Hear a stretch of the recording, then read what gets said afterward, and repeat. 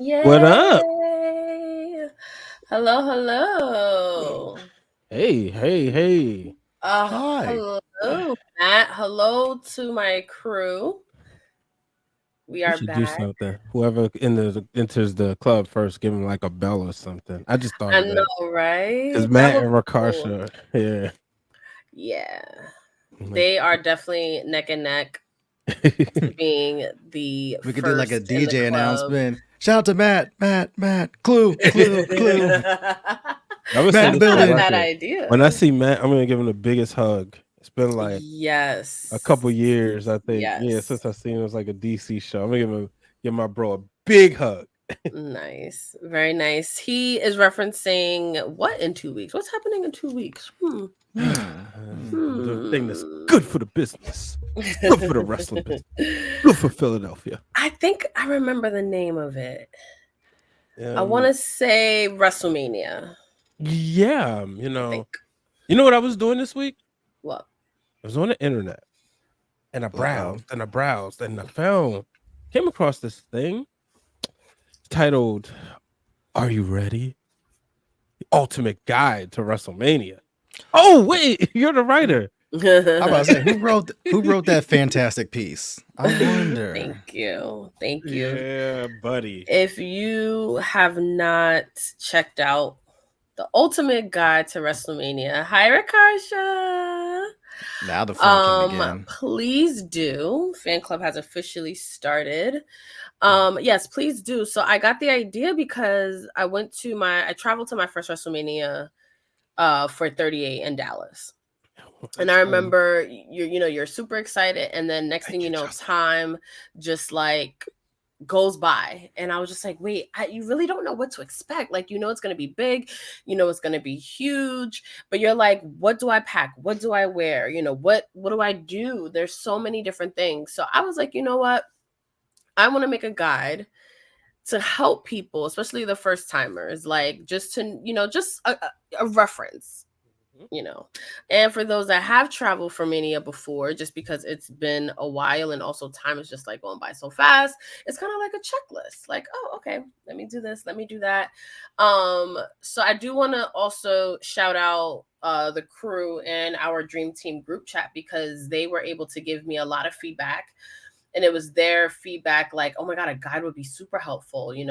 Seindole will be in soon, but it's her first time traveling to Philly or for WrestleMania, so she's just like, yo, anything that you can do to help, let me know. So it has been very helpful for a lot of people, so I'm very thankful for that. It is a living, breathing document, so I will constantly be updating it and adding things to it, and hoping that this can be kind of everyone's go-to every year. So in there is an event schedule, selected events, because there are, I would say, 100 things going on in Just putting it Philadelphia during that mildly. week. Yeah, and I'm not even exaggerating. Bro, Like, I can't even between tell you how many Thursday and wrestlers there. Saturday, you're gonna have multiple events overlapping each other. That it's basically you're gonna have to pick.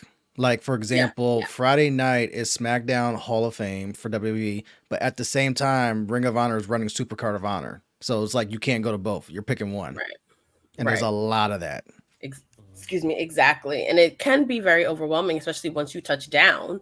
So the guide gives you an event schedule, gives you a couple links to other really extensive guides to everything that's happening that week in the wrestling bubble. So you can go into the week with a plan, a loose plan at least, of like things that you want to do. I really tried to include a lot of events that weren't wrestling shows because there are so many wrestling shows during Mania, and I think being in a city with your tribe, anticipating the two biggest nights in wrestling of the year, it is good in addition to Wale Mania to have an event that you don't have to watch wrestling. So make sure you check that out. If there are any events that I missed, Mhm. please let me know. I'll definitely add that. I do want to quickly shout out some events that we will be going to that I want to go to. Obviously, Wally Mania is the first ticket that I bought even before anything. So make sure follow Kaz on Twitter, follow the Ringer Wrestling page.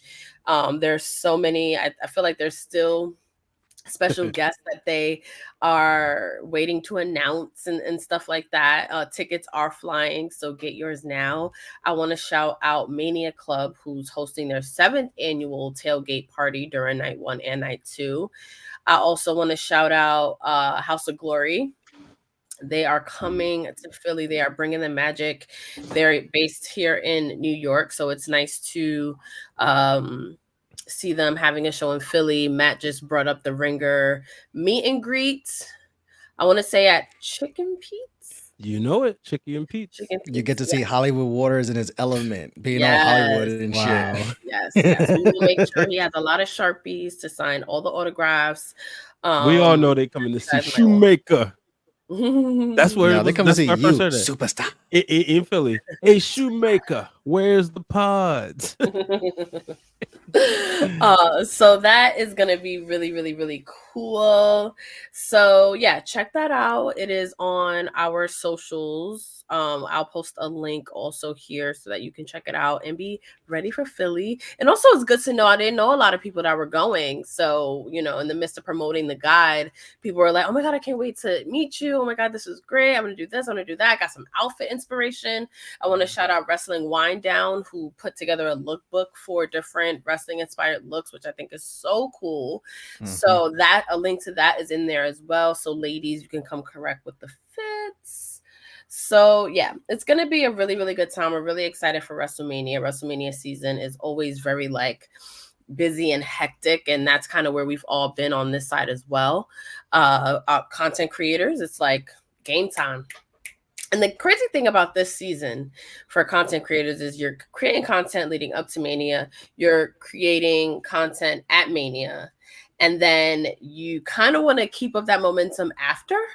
So it's very much we are all on a roller coaster right now. So I want everyone to bear with us and thank everyone for bearing with us and consuming the content. And the feedback that we've been getting lately has been great.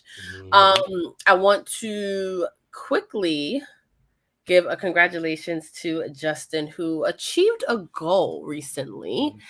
And what I love the most about you finishing how long was the race? It was a 5K, so 3.1 5K. miles. Although my dumbass ended up doing like an extra mile because we got a late start to it, so I had to play catch up. Oh, okay. I really thought you was about to say finish the story. Oh, we definitely finished the story. It was just like we had a plan A, and plan A went out the window immediately. So it's like plan B, audible, but we're finishing this shit. So it ended up being like 4 and change for me. But at the end of the day, yeah, go ahead, man. Wait, I don't know where that's been at. Well, congratulations. And the reason why I'm so proud of you and super inspired is because you set this goal months ago and you made changes to your lifestyle to reach this goal. And I have watched from the sidelines and I am so proud of you and I'm so happy. And I think it's the best kind of way to go into Mania too, because you're ready. Jump in. Yeah, so basically we started this lifestyle change at the end of September, officially October 1st, which is why I always say unofficial and official when I do the weight check. But so the 5K, we actually committed to this December, where I was like, oh shit, I actually ran a 5K. I haven't done it in forever, but if we're going to try to lose weight and get locked in for Mania, why not do two things at once? Keep projecting and keep on going with the gym, but now I'm training for something, so let me do this 5K. So it's been 3.5 months of I've been locked the fuck in at the gym, lifting, cardio, all that stuff, preparing for this. That even on game day, things didn't go according to plan, but we were able to audible adjust and still get it done, man, and recover quicker than I thought. And then as of today, we're down 62 pounds since end of September. Damn. This is the lightest I've been in 7 years, but this is the best my body has been in my 30s. That's amazing, Justin. Congratulations on that, for real. You look great. And let's all take be out here in these streets.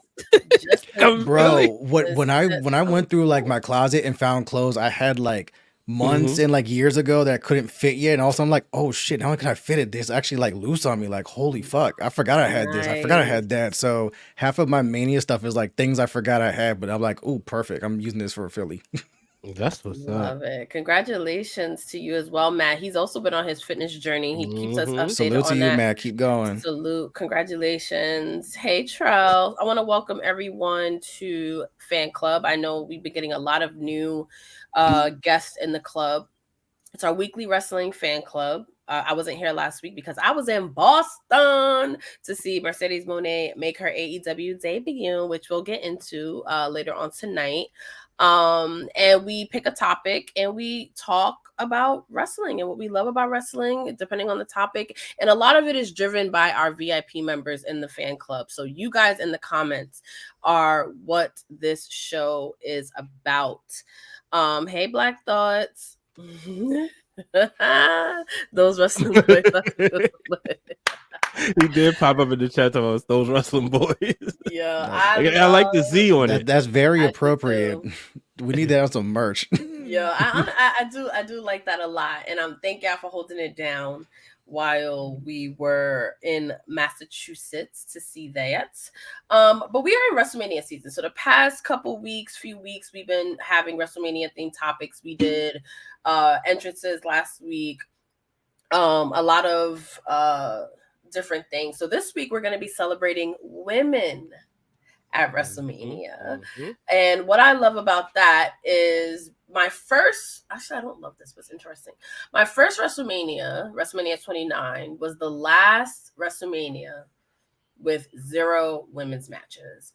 So now that we've had like 2 women's main events, we have all the star power of the Becky Lynches and the Charlotte Flairs. It's almost hard to think that like not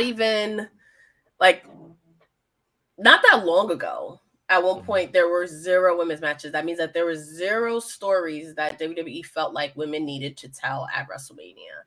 And that is insane.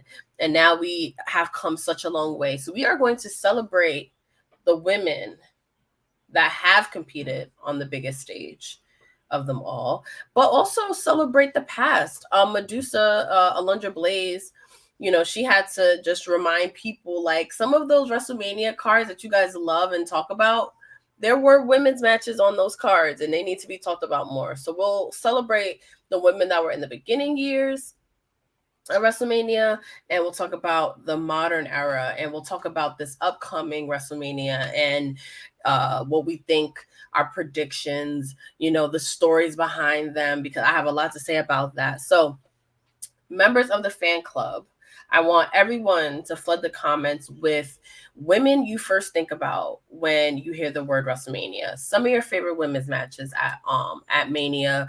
Some of the ones that could have had better stories going into them. Memorable moments. All of that we're gonna get into. You have been saying that Rowdy Rough Boys. That feels like I just gotta say pause right after that, because that can be taken such a wrong way. Oh my god, you're so right. So make sure you put in the chat some of your memorable moments, and we'll get into all of it. Hey Letty. We'll get into all of those. So before we take a break and get into fan club, I do want to also remind people on Tuesdays, you can check out Seindole on Watch What Happens NXT. It is the premier NXT pre-show that you could ever imagine. So if you are an NXT person, okay, like which a lot of people are, they are cooking over there. The best party to go to before the show is with Seindole on our YouTube, our Twitch, and here on Twitter Spaces. So yeah, make sure you check that out. Congratulations to Seindole. That show has been kicking off. It's been, super fun to watch it grow. So check that out. You got schooling sessions on Fridays with Krista B and Pablo the Don and Cristina. So we have a lot cooking. We have a lot cooking. Make sure you get your latest merch for Mania. Storyline Tees just dropped 3 new designs. Okay. So make sure you grab those shirts before they sell out, because you definitely want to be lit for Mania. So how about we take a break? We'll give everybody the opportunity to put in some of their memorable moments from WrestleMania, including fabulous women in the chat, and we'll get into it.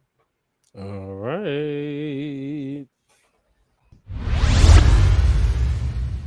It starts off as a podcast, like mixer kind of thing. Yeah. Where your favorite wrestlers are coming in and out on stage, right? Like Adam Cole and Britt Baker came out, and you had 3,500 people in Los Angeles do boom, and then Adam Cole, baby, or you have 3,500 people putting up the ones when we had the Usos and Solo Sikoa come out, and we're screaming, put them ones up, Oos, put them ones up, Oos, and like they're looking at it like, yeah, this lit. Yeah. And that's, to me, that's what works the most, because if you could pop the performers that do this with ease and they don't know what to expect. Yeah. What? I fed Solo Sikoa Doritos on stage. Like. Oh man. Sparks. Shout out to Emilio Sparks. He took the time out to have a really inspired conversation with KRISTA B and I. It's on our YouTube channel, all podcast platforms. If you don't know who Emilio Sparks is, Google him. He is a WrestleMania plug, and co-founder, but he's also a fabulous podcast producer, yogi. He has a super fun YouTube channel where he's doing hot yoga with Big E, and that's just the beginning of it. So check that out. Shout out to Emilio Sparks. So let's get into women at WrestleMania. Mm-hmm. Justin, what is the first match that pops into your head when you think about women that have kind of paved the way? Like what's that first match you think of? Damn. First match, women's match, WrestleMania. Immediately is not because I'm a super fan of hers, but it's one of like the greatest matches in WrestleMania history, and I think it's one of the most important women's matches in WrestleMania history, and that's Sasha Banks and Bianca Belair at WrestleMania 37. You think of the entire pandemic era. You have running it out of the PC and then remixed into the Thunderdome. Sasha finally, after all these years of people begging Sasha to be booked like a top champion, they finally do it. You have this incredible run, and then while Sasha is your SmackDown Women's Champion, you have the rise of Bianca Belair. Bianca's bubbling. She's facing Bayley. She goes through the Royal Rumble. One of the first 5 entrants, almost goes start to finish, wins the Royal Rumble, challenges Sasha Banks at WrestleMania. The first ever all black women main eventing night 1. And then you think of the fact of they never faced each other before this. And it's not like they had time to prepare because of the Thunderdome and the pandemic. There were limitations on what they can do. So that was like their actual first time doing any physical shit against each other, period. And then you throw in the stakes of the fact of so many people from other companies, not just in WWE. You had people from AEW, New Japan, all the other wrestling promotions that were saying like, these women need a main event. Mr. Redacted, get off your bullshit and put these women in the main event. So you're going with the added expectations, and then you have a fucking rain delay. Really? We're going to have a rain delay at WrestleMania, right. But there's a first for everything. We had an hour rain delay to add to that. So now you have the outside area a little bit slippery and stuff like that, which adds to the match. Because think of like when Sasha does the dive outside and Bianca rolls her, grabs her, presses her, and walks her back into the ring, goes up the stairs and throws her back in the ring. Now, mind you, again, people were busting their ass, slipping all over the place all night. But a spot like that goes off picture perfect. And then on top of that, the match is just fucking fantastic. Like, you talk about a star-making performance and put Bianca Belair on the map. I mean, what else we got to talk about here? Yeah. So I have a mixed reaction about that match. And the reason for that is I appreciated the significance of it. Like, don't get me wrong, like watching them enter, like I was literally in tears just realizing the significance of the match. And like you said, seeing Sasha being treated like the star that she was, having it main event, like it was just beautiful. Like to me, I wish this was the first women's match to main event WrestleMania. But I hated the story. Like, I think people forget the storyline that goes into that match because, of course, WWE editing is like the best thing in the universe, and they know how to create a narrative. But it was very all over the place. Like, they did the tag team thing, of course, where it's like, oh my god, oh, can they coexist? If I hear that phrase one more time when it comes to WrestleMania opponents being a tag team, I don't know what the fuck I'm gonna do. But it was that, and Reginald was a huge part of it, and it was very convoluted because he was Carmella's what was did they that call word? him? Sommelier. Sommelier, but yeah. And then somehow he became mixed up with Mercedes, Sasha and Bianca. And then there was like a weird romance element at one point. And then like it just was like all over the place. And because I was so excited about the match, like when she chose Sasha, like every week I was excited to see like how are they gonna build this? How are they gonna build this? And then it made me disappointed in the fact that like why couldn't it just be like the best versus the best? Like you have the EST and clearly Sasha who knows that she's the best. Like it could have just I don't know, they could have simplified it a little bit. I think with the women they overproduced it because even the Charlotte, Ronda, and Becky shit, I feel like they just did the most, you know, to get people into it. And it was like, you really didn't have to do all of that. So I am glad that, you know, in retrospect, they don't really go into, you know, what led into the match. It's more just the significance of it and the fact that it was a really good match. So that's why I say I have mixed feelings. So I'll throw Mr. Redacted and WWE some bail on that one. Because of the fact of you couldn't turn one of them heel because you just spent this entire Golden Role Models arc turning Sasha face, having Sasha finally complete that storyline after Bayley was champion for a year, taking that title off of Bayley. You made such a big ass deal of turning Sasha face and keeping and cementing Bayley as a heel that you couldn't turn Sasha re-heel during this. And at the same time, you've been building Bianca as this credible babyface. You couldn't flip her heel either. And at that time, with Mr. Redacted in the executive chair, he likes doing babyface, heel. He doesn't really like doing face versus face unless they're like well established. So there's like someone's got to be a bad guy, but we just turned Sasha a good guy, so we can't flip her right back because then it's like, what the fuck you doing? Not to mention you just shitted all over this arc that was like a year plus, but you can't turn Bianca either. So it was like they were trying to throw. They were throwing shit against the wall and seeing what sticks, which is exactly what Mr. Redacted loves to do. But that's where I'll give him a little bit of bail because it's like you just put all this energy into turning her face and you're not going to turn Bianca heel. So you kind of, this is what you get. But your point is rather valid because that's something that in the Mr. Redacted era, especially in WrestleMania 35, where it's like, you really didn't need to do all this when the fans made it abundantly clear. Becky and Ronda, they were all for it. They were all on board. Then you added Charlotte, which pissed a lot of people off. Then you took the SmackDown Women's title off Asuka to put on Charlotte to make it winner take all, which pissed even more people off because then Asuka, Mandy Rose, and Sonya Deville lost their WrestleMania match as a result.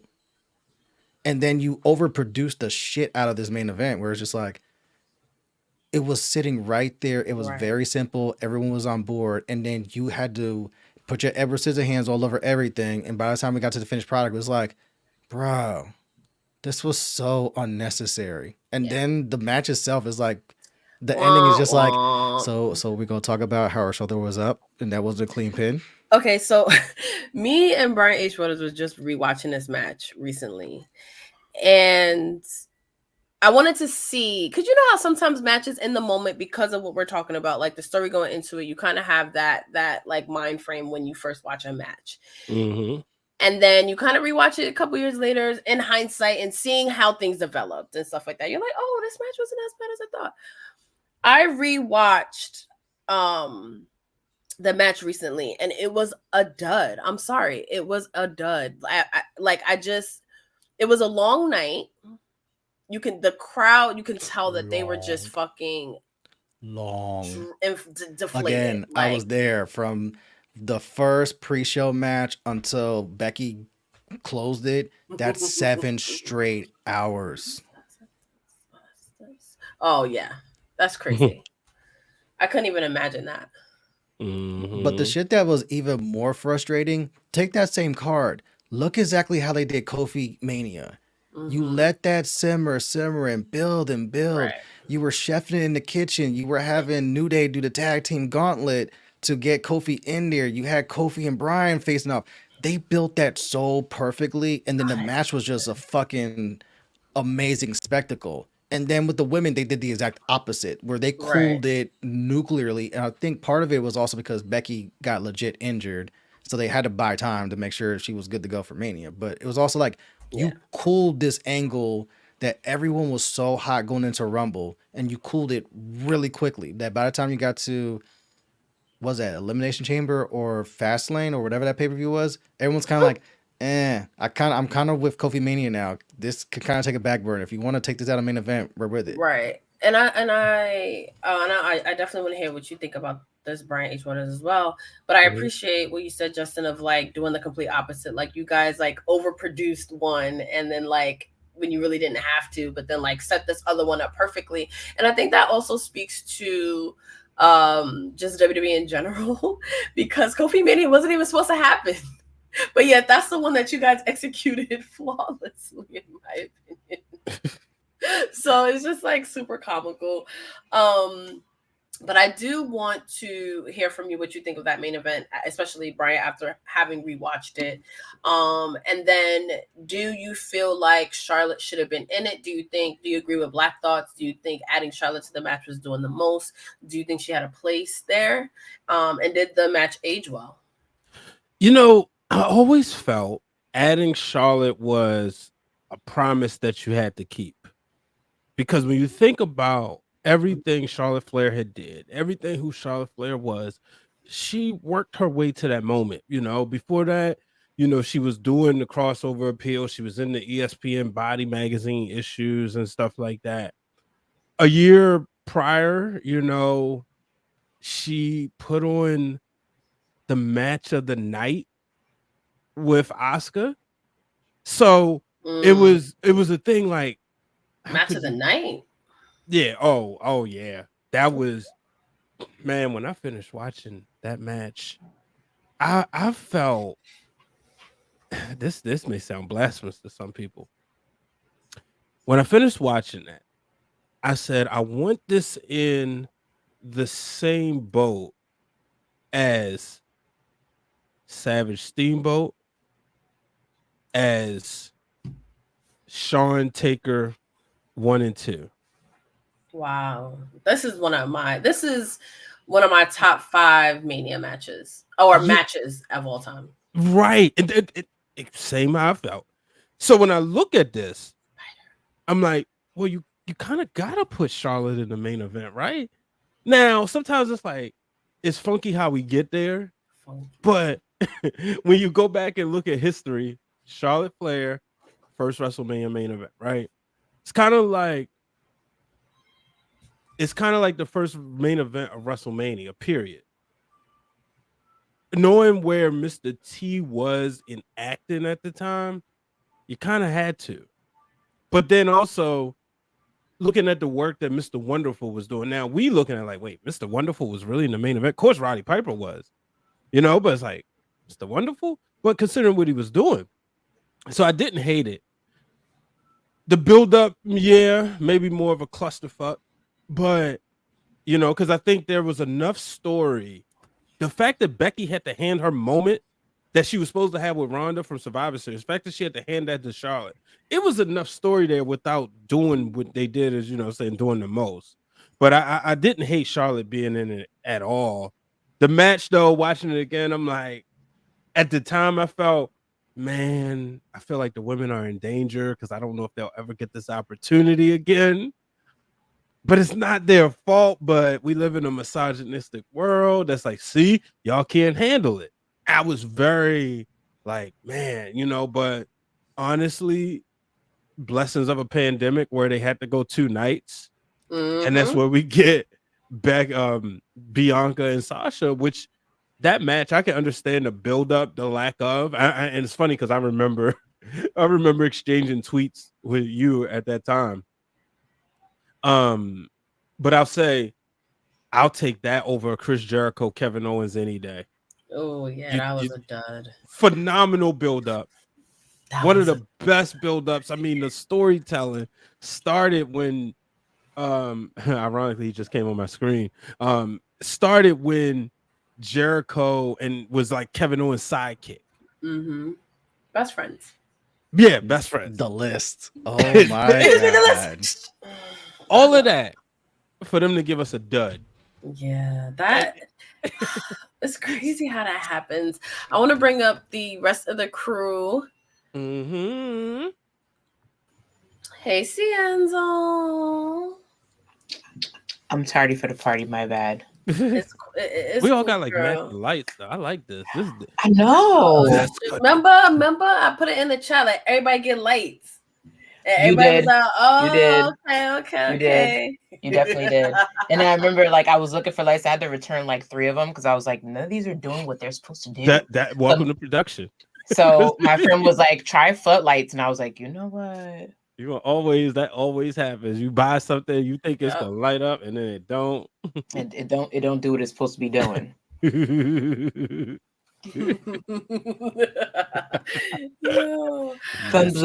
I'm done. I had to listen to y'all whole conversation. That is wild.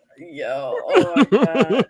So about Black Thoughts has a point because if I remember 34 correct, I'm better because I was there. You also had that IC triple threat with Seth, Finn, and Miz that was really good. And I think the match of the night for that WrestleMania was the mixed tag with Stephanie and Triple H versus Ronda and Kurt Angle. That had no business being that fucking good. I was surprised at how good it was. I'm not even gonna lie to you. It ate. Everyone played their role perfectly in that match. Like, I'm gonna say this. Great match, felt rehearssed, and I hate being as somebody who's not. I completely agree with you. Yeah, but if as somebody who's not a wrestler, right? You don't wrestle? No. I mean, we know he refs, so all it takes is one more bump to be like he's a wrestler. We know that he's a special enforcer when time being, but No, but like because like the thing about Charlotte and Asuka, it gave me like emotion, and then like. Whatever they had, they was going off the crowd and paying attention. Like, I guess I can reveal this, but John Finkel, shout out to him, author. He's writing, and it's going to be dropping soon, a Macho Man book. And I've been, blessed with an advanced copy. And one of the things he said that I knew that was coming. Savage. One of the things that Savage wanted to like detail everything, right? And the older generation was like, no, we're not doing it. We feed off the crowd, and that was a WrestleMania. And I always love hearing Justin talk about the fact he was there because I remember literally sitting at Jimmy's Seafood thinking, we're watching the best WrestleMania ever. And I felt like the moment the words that came out of my mouth, a couple matches later, after Stephanie, Triple H, Kurt, and Ronda, oh yeah, once we get to AJ and Shinsuke, it's like from the beginning opening match and even the pre-show is really, really fucking good. From there all the way to AJ Shinsuke, it's one of the greatest WrestleManias ever. And then from AJ Shinsuke on, it's like, what in the fuck? Because I remember after that is Nia Alexa, which I see Black Thoughts brought up. I don't remember anything. The bar. Bro, you had the Bar versus Braun Strowman, and Braun Strowman had to go pick a partner, so he spent 5 minutes in the fucking crowd to go get Nicholas. And then they ended up winning the tag team titles. That actually happened. And then your main event was Brock Lesnar and Roman when nobody wanted it. They spam finishers. The worst of the Brock Roman matches. And then Brock won, and everyone was like, wait, what the fuck? Like, we left that Mania so confused. Like, did they just call it audible? Was that supposed to happen? Because they were just like, Yeah, 'cause you Roman's just knew bleeding his Roman was ass getting off. attacked. Brock sprinted his ass to the back. And they're just like, well, that's WrestleMania. Good night. And then once we get outside the Superdome, then the fucking fireworks go off. So it's like, was that supposed to happen? Like, what Like dead is ass? happening? Yeah, And that then we get back to the one. hotel, and then you see the video of Brock throwing the fucking title at Mr. Redacted, where it's like, wait, was that really supposed to happen? What the But hell look, just out of all of that, I still gotta go with Charlotte and Asuka. Like I said, if you make a WrestleMania mixtape, shout out one coming out next week, on the Ringer. You take a WrestleMania mixtape. I have to have that in my WrestleMania mixtape. I also I just have to put it up there with Savage's Steamboat, Taker Sean, Bret Austin, like the way those two ladies cooked, and to me, it made a better match. The fact that Charlotte won, and that's the thing. Like when right there, that's when I said, I know we don't really have a lot of because we're finally getting to the point. Women are getting time, but Miss WrestleMania. So, unpopular opinion. I agree with everything you said, Brian, except for that last part. I knew it. And here's why. And it's not because I'm being a Charlotte hater. Because if the plan was always going to be Carmella cashes in at SmackDown after Mania and wins that title, it would have made much more sense for Asuka to win that title first off, because you had Asuka and Shinsuke, both Japanese wrestlers, win the Royal Rumbles. Both of them take L's at Mania. I think that's one of the rare times that's actually happened. And you never hear Japanese WWE Twitter yell like you hear black wrestling Twitter. And no, then because we don't go for that shit. That's why. Yeah, and then you throw in the fact of Asuka, the submission specialist, got tapped, which makes no fucking sense at that ending. But somebody who's supposed to be like this final boss of a figure tapping out to the almighty Charlotte Flair. Nah, that shit. What? And it's the reason. But remember, Brian, don't make that face, because you remember Twitter after that. People were like, "Oh, you built Asuka up to be this person. I was Asuka was undefeated. Why would you do it?" Yo, I was like, listen, she's Charlotte Flair. What do you expect? But a lot of people were, you made Asuka tap and Asuka, and they wanted to bring up her whole Japanese record as if they actually watched Japanese Joshi wrestling that one time because she lost. So I see where Justin's coming from. And then to add to it, like, again, if Carmella, who was a heel at the time because she had Ellsworth, if she was always going to cash in and be champion right after Mania, it would have made much more sense if Asuka won that title and then 2 nights later, Carmella, you have the Iconics jump the shit out of Asuka. Carmella cashes in. Carmella wins the title because now Asuka, even though she's only champion for 48 hours, now you have a feud with the Iconics. Now you have a feud with Carmella to go get that title back, and now all this makes sense versus Charlotte did all this to end Asuka's reign of the undefeated streak and then loses 2 nights later. But then that brings the SummerSlam full circle, but that would have done more for Asuka because what it did was it cooled off Asuka so much.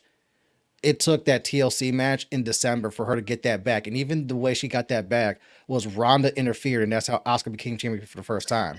Like, that damaged Asuka for months. I feel like she was untouchable. I understand what you're saying. I respect it. Trust me, I do. I feel like Asuka's just one of those people like Miko Satomura that their legacy that they created prior to coming to WWE is just so untouchable. But I also feel that it was a situation, because if you go that route, then you take us back to 2011 when Christian won the World Heavyweight Championship at Backlash, only to lose it 2 nights later, and Twitter went off, even though the bigger story was we're going to make you the number 1 heel instead of the number 2 babyface to Randy Orton. But like I said, I mean, because we done obviously gone through this back and forth. At the end of the day, that was a beautiful match, and on a night with star-studded, that great match matches, was fantastic. It's to me was the match of the night. No, I agree with you, and like I said before, it's one of my favorite probably my top 3 women's matches of all time because it was such a good match, and also it was the first time they had a one-on-one match. So I think WWE did very well with that too, where you just felt like it was a must-see match with the undefeated streak, with Asuka being the first Royal Rumble winner. It was good. It was the storytelling was amazing. You know, I get why people are upset that Asuka's streak was, but we got to think about in the context of WWE, like they were, and mind you, this is me saying this now, and I like was super angry. But if you want to build, you know, now you actually have like a crop of women now, right? That are like actually performing to the point where we can have, you know, 5 A-list wrestlers in the women's roster, like top stars. Like, you know how you have like Seth, Randy, Roman, you know, AJ Styles. Like, these are all people that are over. You could throw them in situations, you know, you can depend on that. Now we actually have a crop of women that can do that as well. Yeah. But then WWE has to solidify who's the queen bee. And that's Charlotte. So yes, she's gonna win 30 fucking championships in 2 years. Yes, she's going to beat Asuka's undefeated streak, because everything you're saying about Asuka in Japan, you're absolutely spot on. They brought her in. It was huge that she had an undefeated streak at NXT. But this is WWE, and Charlotte Flair is our fucking girl. So we're gonna do what we need to do. I love that it was a 5-star match, though, in my opinion. I'm gonna just defend the debate right now. That's why undefeated streaks are stupid. They are stupid. They have not been relevant since Undertaker. They have not been an enthusiastic thing ever. I don't care what nobody says. Argue with your mama about it. That's why undefeated streaks are disappointing, because that undefeated streak, when that happened, it was disappointing. Even I could go even further. Bianca having her undefeated streak wrecked at one point, because that whole SummerSlam thing pissed me off. And y'all know I sat in my seat in silence, arms folded, because I'm like, you built my girl up to literally have her belt twice, and then you cash in on her at that point. That's why I say undefeated streaks don't do nothing but disappoint the children. You disappointed the kids. That's all I have to say about that. Because there's no way to follow up with that unless they literally never lose. Exactly. Like, you really just trap yourself in, you know, a bad situation, especially like if there's bad booking involved. Like it never works. So I do want to do a quick time check really quickly. As you know, in Fan Club we watch AEW Dynamite as a family. So we have 2 minutes until the show starts. We definitely do now. Money. Oh, we absolutely do now. Okay, because this bitch, in the nicest way possible, Mercedes Varnado, gonna have me invested in AEW every week now. The highest paid woman in women's wrestling now. As she should be. So now we are absolutely going to be tuning into Dynamite, but we have a new segment on the show. And if you complaining about her being the highest paid woman in wrestling, go take a shower. Go argue with your mom about it. Go get a facial with the club arguing about it. Trust me. Nope. Yes, we love it. But the new segment on the show is for Dynamite, and it is called the Mercedes Moment. So basically, when we are watching Dynamite and Mercedes Moné is on the screen, we are pausing all conversations that we're talking about, and we are tuning into whatever Mercedes is doing in that time frame, okay? So everybody in the comments got to let us know when Mercedes is coming on or where we left off at, so we can talk about it once her segment is done. As long as it's not at 9:30, I'm good with it. Hashtag Mercedes watch. Yes, hashtag Mercedes watch. I feel like do we have like a thing for it? No? Oh, we sure do. You want to give them a dress rehearsal? Yes. All right, here it goes.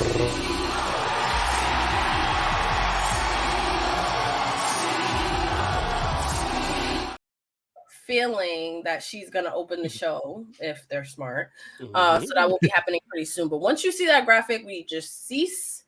And we just tune in and we talk about it, because the elevation that this women's division is about to get.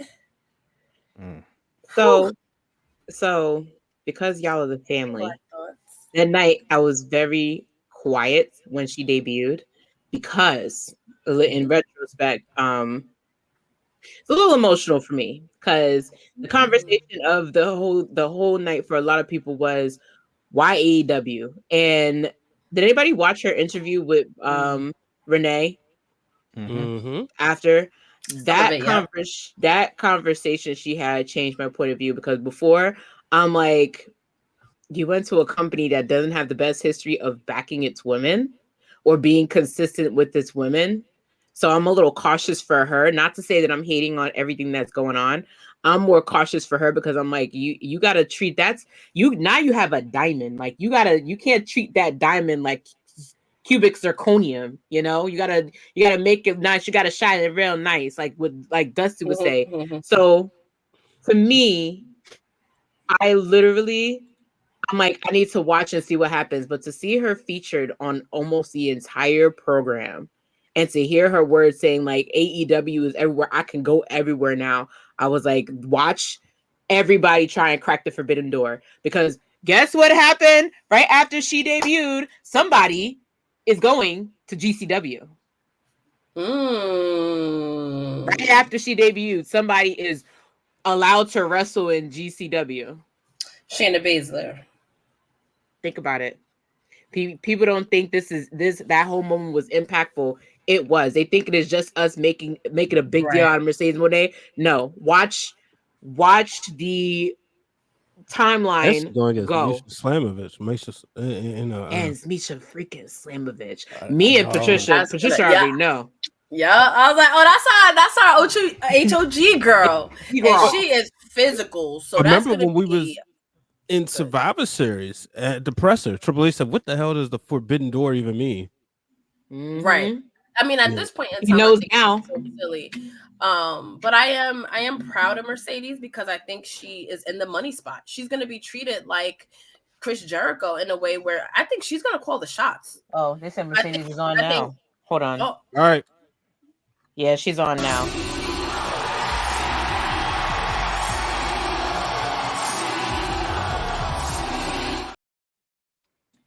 So let's see. All right, so we are in Shivani looking sharp. Moments.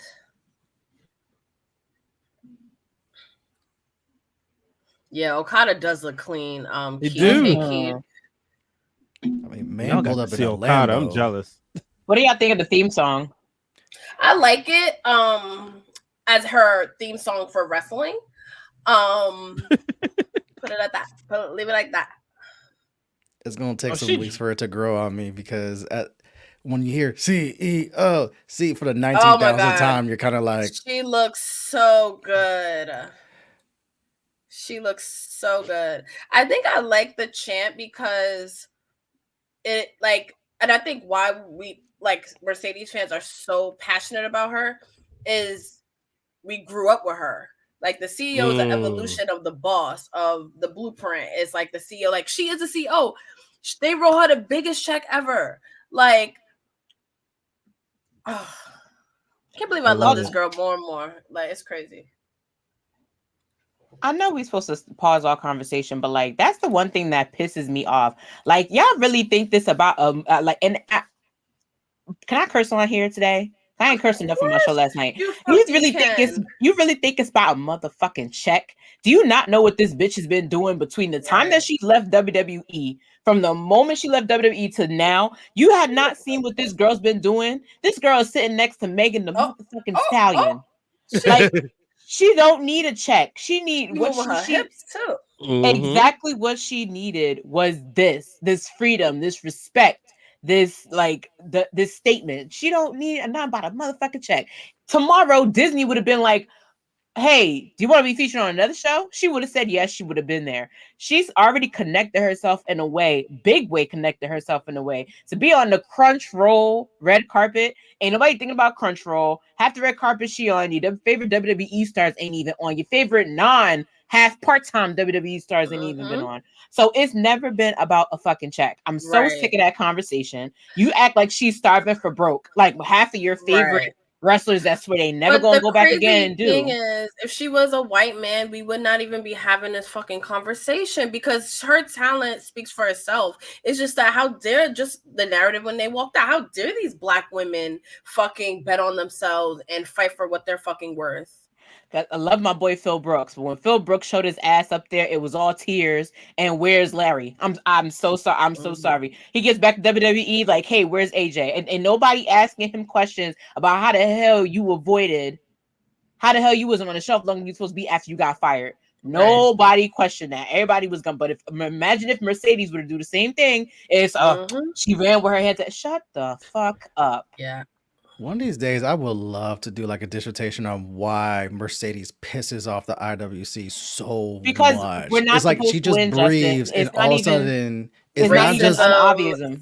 It's not just hate, but they're gonna be very, very vocal with the hate. But it's just her. They don't do that with any other wrestler, but her is like, no, we must say our piece right now. It's because like, she stood up for herself, and it's unheard of for a black woman, a fact, to speak up for themselves. I be telling Ronda Rousey that she complained, but looking at that book, it makes a lot of sense. Like sis is like, listen, I'm gonna say with my whole check. But she just called out Willow. Yeah. Ooh. I mean, yeah. We're not gonna forget that unfinished the reason business, I was on the fence, I was on the shelf for like 8+ months was because of this fucking match.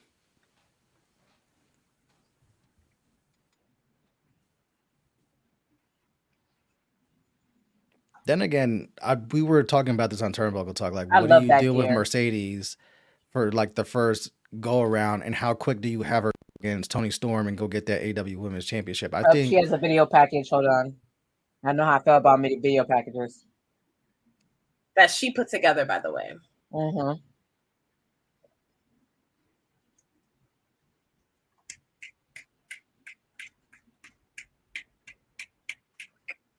Can y'all tell me who is doing it like Mercedes Moné, please? Look at that. Like, the Mandarin red carpet, tell honey. me, man or woman, who is doing it like Mercedes? I can tell you, Beyonce. Yes, the only comparison that matters. The presentation, the attention to detail, every little thing, willing to step out of the comfort zone. It's giving Beyonce vibes. That's the smartest thing you ever said, Justin. You say some smart shit, yo.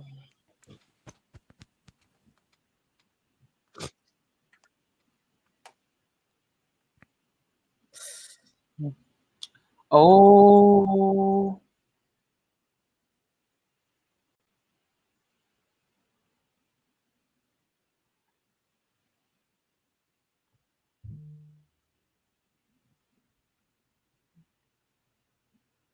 Chat, we're sorry. I know we're quiet. We just watching this video package. The Mercedes we didn't forget about y'all on TWG Fan Club, and we watched Dynamite as a family. I'm telling you, we're gonna get hashtag Mercedes watch over. That's gonna be my goal. Yes.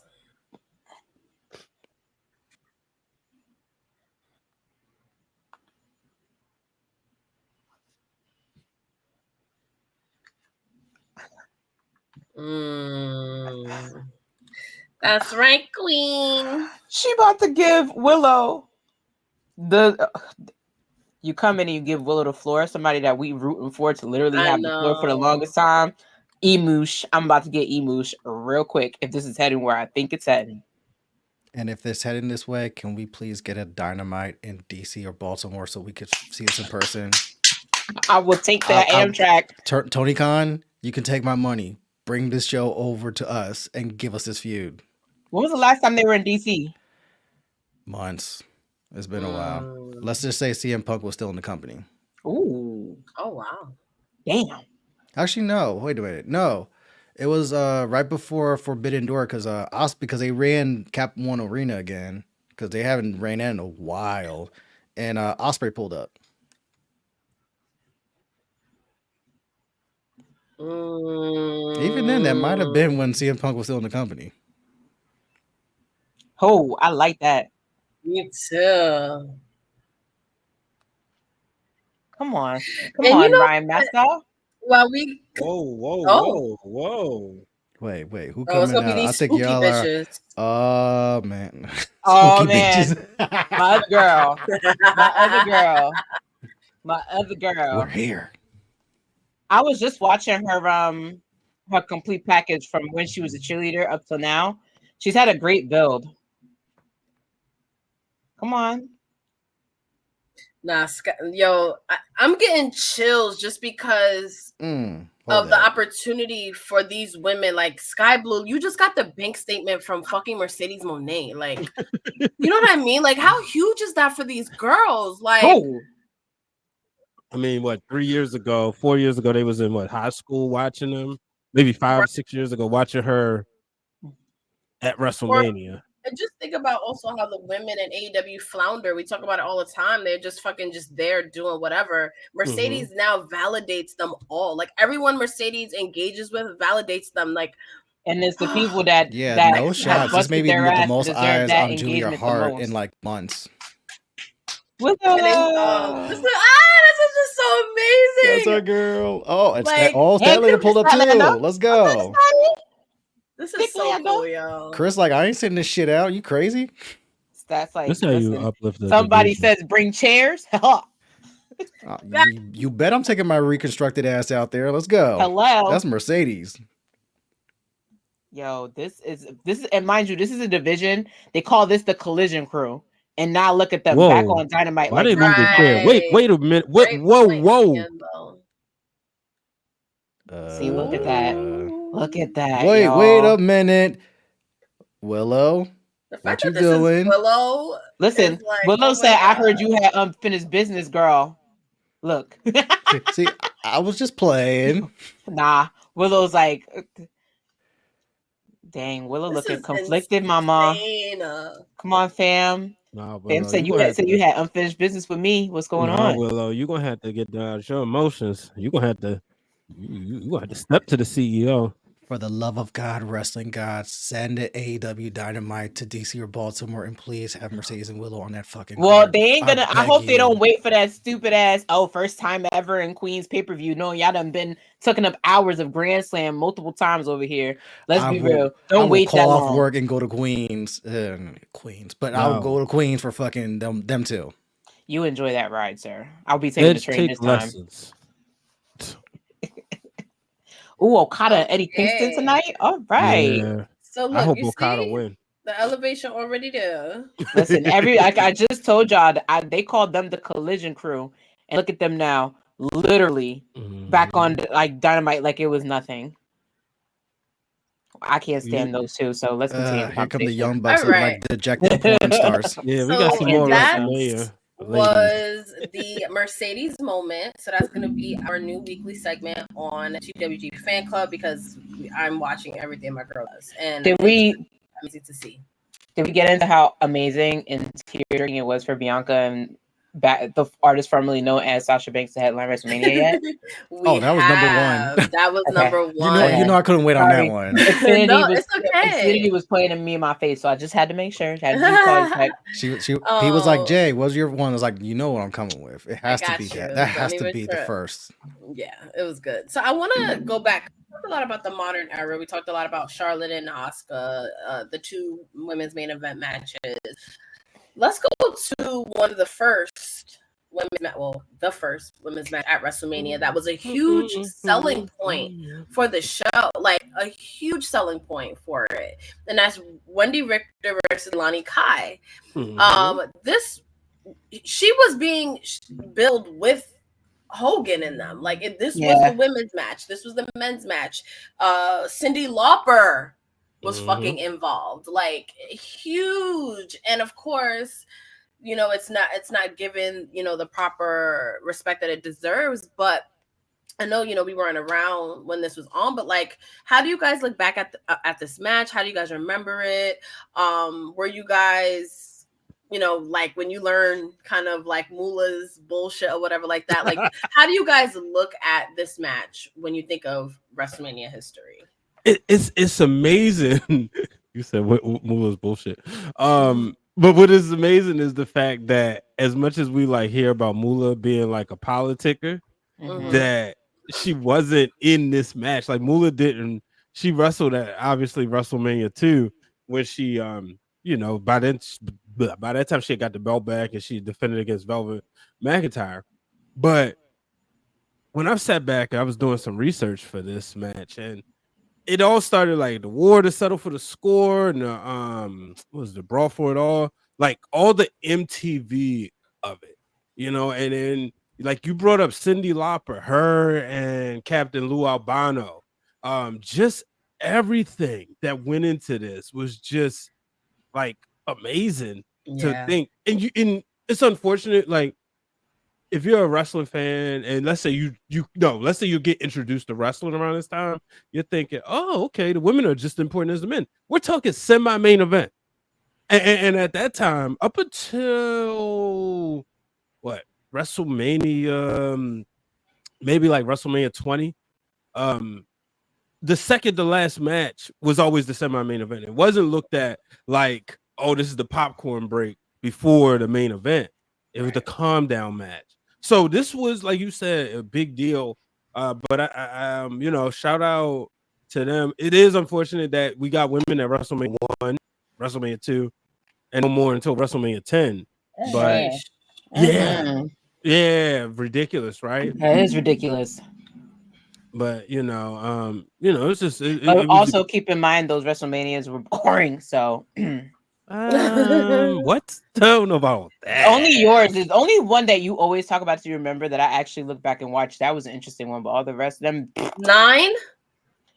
That's the only interesting one. That was the only one with a lot of interesting build. You could tell they were trying to dabble the line between what was new and what was old, and it makes an interesting WrestleMania when you look at it. It's kind of like how we looked at that WrestleMania where like half the NXT roster that had gotten brought up were featured in some way. That's what that WrestleMania to me looks like. First WrestleMania Monday Night Raw era too. Exactly, but rest of them. Yeah, come on now. WrestleMania 7 is solid and 8 is solid. What do you mean, meh? You get Macho King and Elizabeth reunited at WrestleMania 7. And WrestleMania 4, you had a whole tournament. You'll be a hater. That's what this is. Watch what hating live with CNOB. It wasn't nothing on the card. I can respect that. To me, women's like Miss Elizabeth. Come on, she's a gem. Like anytime she can fart and the fans still love her. Like when you really just put that out there, just how much of a national treasure she is. But so of course, just put her in the conversation. But the Mania 7 match is not just Elizabeth. That's a whole lot of Sherry in that Macho Man Ultimate Warrior match. Like Sherry gets involved a lot. Okay. Okay. But also, let me stand corrected. That's the first time there was a one-on-one match because we did have the mixed tag match with Dusty Rhodes, baby, and Sweet Sapphire versus Macho King and Sensational Sherry at WrestleMania 6. I said what I said, but continue on. I said what I said. I'm just dumbfounded. So you picked the worst WrestleMania to be like, no, this is the one that was the transitional WrestleMania is not the worst. Justin, calm down. And you talking about me? Like you talking about me? Worst. But also next Giant Gonzalez in a hairy ass Harry and the Henderson's outfit. Enough said. Yeah. Next week, we celebrate 40 years of WrestleMania. So we will definitely be talking about each WrestleMania and ranking them and really going into it because the fact that some people thought like they're like 9 could like really be like their favorite WrestleMania. Like, you know, like we'll get into the bottom of that. And like we'll really figure out how we got there. But let's talk about more of these vintage women's matches at Mania. So there was one at WrestleMania 2. Was it Moolah and Velvet McIntyre? And I think I'm gonna assume Moolah retained or got the belt in minute 20 seconds. Shut up. I'm dead serious. Really? Not with the numbers. That was a squash match, so was that the genesis of Mr. Redacted's 5 minutes or less with the women's division? That's where it came from. His 5 minutes or less. He probably it's 4:59. First of all, because the bell used to ring at 4:55. So I'm just saying, if you count it proper, you know. Okay, Pshaw. Okay. Yo, let me get this button ready because I'm on one tonight. We celebrating women at WrestleMania and it's getting real. But it's real for real because of like what we had to deal with to get to what we got now. That's why I had to bring it up because like we came a long way. Like a long way. So the first, like the Divas Championship being as long as it had its tenure and only got defended at one WrestleMania for a Battle Royal, we came a long freaking way. And you know what's wild about that too? That title defense was the first time they defended a women's title since Trish and Mickey. Exactly. You gotta go all the way back to that, where it's like I had to look it up because like, wait a minute, was it really Trish and Mickey the last time you ever had a women's title match before the Vicky Guerrero Invitational? And the answer is yeah. They kept throwing the women in multi women matches, mixed tag matches, celebrity matches. Yeah. Because even for a while, even a little further back, they thought that Beth Phoenix would finally have a chance to defend because she had been building the story with Kelly so well, like the back and forth with her and Kelly, even though a lot of people had they fix about Kelly, it was actually a really good build. And then Eve being involved and all that, like it had a nice build. And then what did they do? Throw Maria Menounos in there. Yeah. But we go vintage. Oh yeah, sorry. Let's go I'm just saying vintage. No, and I want to get into that as well because a lot of the women and before the modern era that were involved in WrestleMania were celebrities. Like we talked about, like I was just trying to find a photo, like a good match photo of Lelani Kai and Wendi Richter, but like all of the good quality photos are of Wendi Richter and Cyndi Lauper. Because she was the fucking star, and I'm like, wait, hold on a minute. That's why. And for those that, right, exactly. So those that are a little on the younger side, because this is even like before our time, but Cyndi Lauper was the biggest pop star in the world. So like, let's say like, you know, there's so many pop stars right now, but like, let's say like Beyonce. I would say Taylor Swift. Taylor Swift, perfect example. That's like if Taylor Swift was involved in the story for WrestleMania. Like that's how huge that was at the moment. One of the biggest selling points. It's what got them on MTV. Yeah, it was when MTV was getting its buzz. Right. You mentioned Maria Menounos, Snooki. You know what I mean? Like, and for me, and you know, we could pivot to celebrities at the moment because you brought it up because I remember watching Luna Vachon's Dark Side. And she was a legacy. Her biggest dream was to change women's wrestling, was to be a world champion, was to win the WWF Women's Championship. She dedicated her entire life to do that. And then you think about somebody like Snooki, that, and no shade, no tea, WWE, capitalize on your celebrity, meet pop culture where it's at. I love it. But just think about that, like how you could literally like dedicate your life to something, and then like Snooki can say that she's had a WrestleMania match. You know, like it's like fuck when you really think about it. You know, and it's crazy because Luna Vachon, 3 WrestleMania moments, right? 2 of them mixed tag matches. One WrestleMania 10, and WrestleMania 10 was like her and Bam Bam Bigelow versus Doink and Dink, right? WrestleMania 9, she makes her debut, and then WrestleMania 14, it was like she's tasked with getting Sable over. And that was the star. That was the person that we were supposed to care about, and she was kind of like you know, I don't want to disrespect anyone, but there were so many more women that had worked hard to have that moment. I see everybody talking about Eddie Kingston. I love it. I love the New York energy from him. So let's go. So we talked about the first couple WrestleMania matches, and then we get to the Attitude Era. Yeah, buddy. And the Attitude Era was interesting because you had women being spotlighted more than any, you know, time before that, in the last, like, the time gap, basically, when the women's championship was vacated.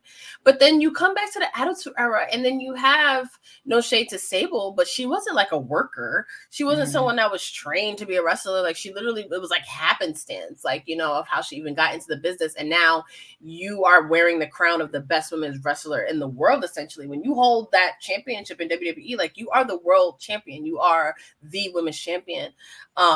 Looking back and just the knowledge that we have now, like, how do you guys feel about, you know, Sable having these WrestleMania moments and like her being champion and like sort of these matches that were happening at the time on such a big stage? I mean, man, when you talk about, like you said, Attitude Era, right? You go WrestleMania 14, WrestleMania 15 with Sable. You're talking like the biggest women's wrestler as far as name and let's call it for what it is, sex appeal, right? And it's just crazy because WrestleMania 12 on the pre-show, Sunny is starting to turn heads. Mm-hmm. No, and I think by 13 she may have been like in and out or whatever. WrestleMania 14, she's like kind of an afterthought, but they made sure she was with the Legion of Doom because you wanted her there because you know she's Sunny. But then you look at, like you said, bringing in Sable, and then she has a prominent spot on the card. Like that was like if you were going to cut a match at WrestleMania 15, it was not going to be Sable's, right? Because of the fact that you know her and Tori, they had a good story going into this. It began at the Royal Rumble. It wasn't like you know we can obviously say yeah because of her looks, and she had help with veterans helping her get over, but Sable still had to do the work of telling that story. The build up, Sable was must see television leading into WrestleMania 15. And it kind of helps that she was on the cover of Playboy magazine. So you talk about like bringing pop culture in there. You know, they even had a spot with Hugh Hefner and Jerry Lawler going to the house and all that. So, I mean, what a time. There was a time. Puppies for Playboy. Puppies. It's the only time you can really say that and make it appropriate because, like Brian said, that was a thing at the time. They did a good job at going with the times. Like, relevancy is what they used their women for, and it worked. 9 times out of 10 when they had it, it worked. And it worked really well. So, if there's a way for the women to get their WrestleMania moment, not going to complain about it at all. So that's my thought. Because every time somebody says Playboy, I cringe. So that's just me trying to get Everyone says what? Every time somebody mentions Playboy, I have to like it was a good time, but it wasn't a good time. But neither is half of pro wrestling right now. Right. It was like a cultural moment, but then it's also if you know, then it's like you know, yeah.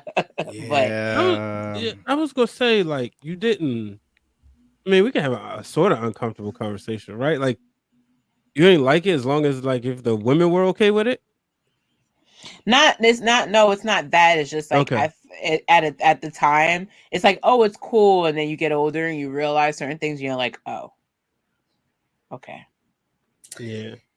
And I think you nailed it when you just said like relevancy, going with the times. Like that whole Attitude Era, it really was them doing that, chasing like what was hot, what was going on. So, because what was hot with the Attitude Era was Jerry Springer, like girls going wild behavior. Oh my God, Springer was, and girls going wild behavior because girls going wild had just peaked and it became one of the most popular things out there. So what did they turn around and do? They had girls going wild type things going on, and it sits on the islands of relevancy. A lot of it to me disappointed me at times, but a lot of it was like, all right, well, at least the women are involved. But at the same time, it's like when you look at the context of it, it's like in this capacity, okay. Right. But it wasn't all girls gone wild because Vaughn perfectly mentions China winning at Mania 17, and that was against what Ivory when Ivory was right to censor. Right. Guess what? China was in Playboy at that time. Exactly. Was, but they were doing the whole. But they capitalized on the islands of relevancy. But that's why another cool moment for me was seeing that, and Brian be trying to clown me because I said I actually was invested in right to censor. But look at what happened. You had somebody who you had a Playboy. No, I found them interesting at the time. Again, they were on SmackDown. Ivory was like the only woman. She was formerly a diva or whatever. And when she joined the Right to Censor, she had given up that because she didn't see the point of women being exposed and having their bodies and looking the way they looked and all this stuff and cutting into matches and covered up and interrupted a whole like, what did she interrupt like a wet t-shirt contest? Like a month before that, and then at the same time, you drop the cover of China on Playboy. Right.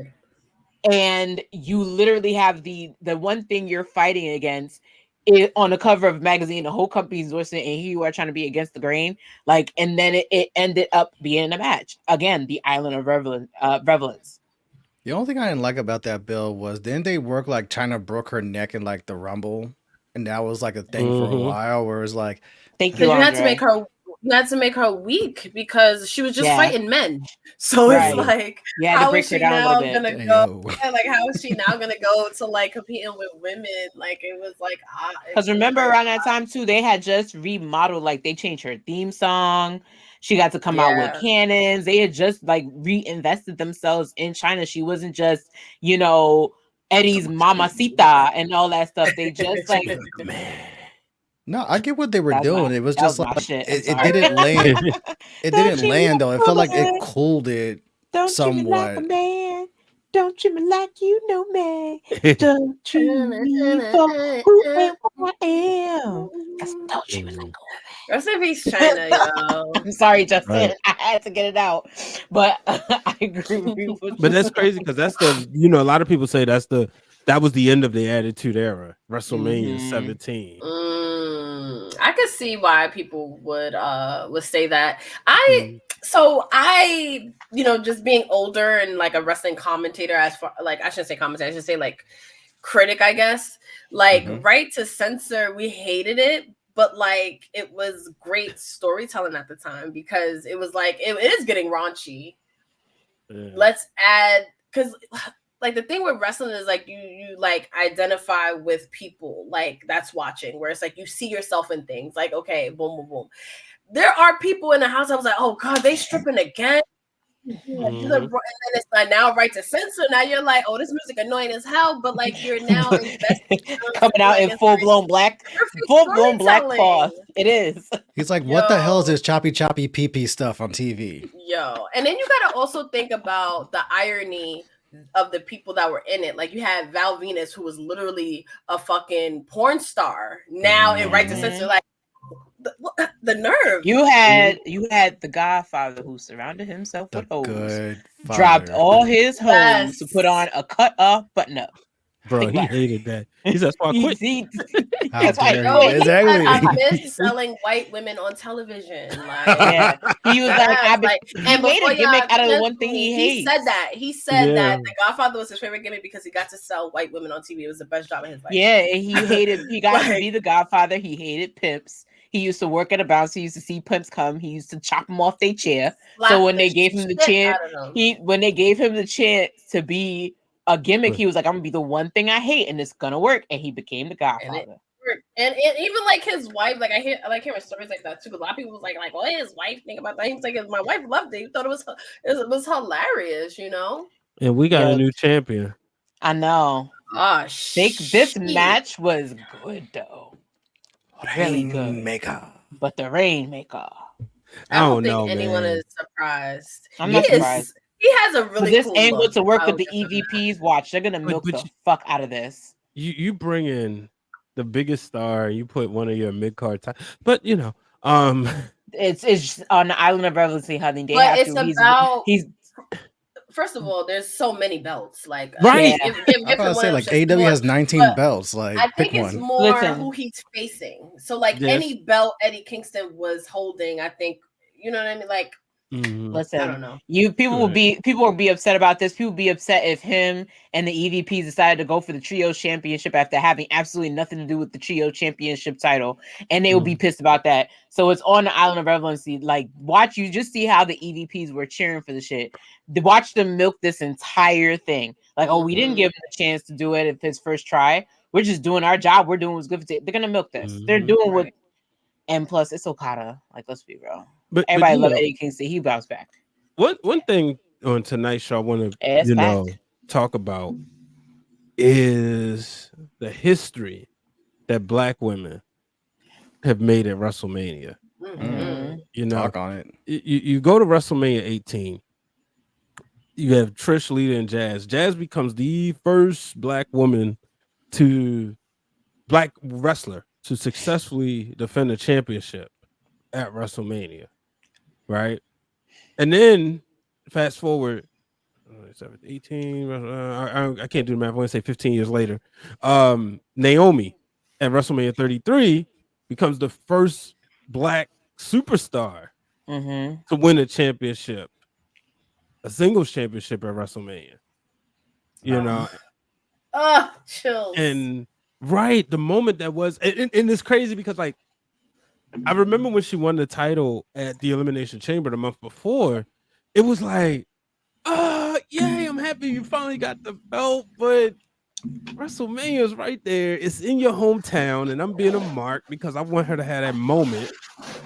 And it's never been a time where I've been so happy somebody had to vacate the title due to injury.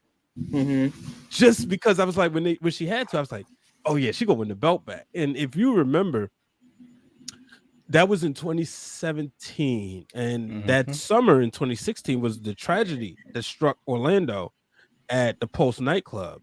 And Naomi, which she was very vocal about. Yeah, very vocal, very influential. I when I did public relations, I had an opportunity to sit with the media team from that hospital, and they told me how they covered that tragedy that night. Like, lady said she sleep, get a call, hey, get to the hospital. It's a lot going on. And I remember like waking up that day in real time, like when it happened, and then like within days seeing Naomi down there being helpful, and I was like, man, she gotta win the belt here at home. And you know, right now, just to steer off a little topic real quick, there's all this discussion about Taker Sting, and it should have happened at WrestleMania 31.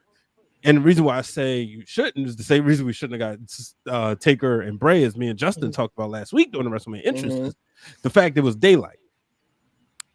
I would remember this night being there, and I was like, yo, when is Naomi's match coming? Oh, and then I was like, no, they better wait. They better wait. And I was so happy.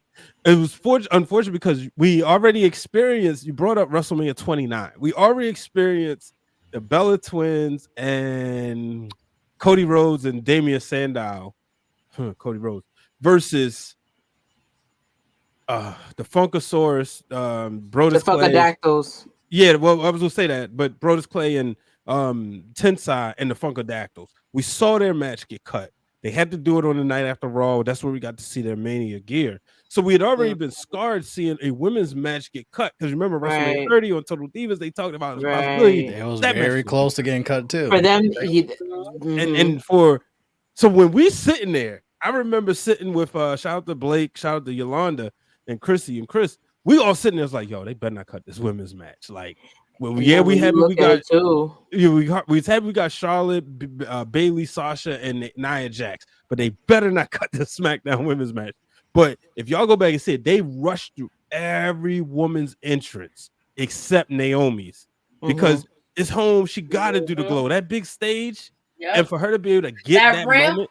Yeah, the ramp. I thought she was gonna keep sliding the way that was. I know she probably was like, "What the?"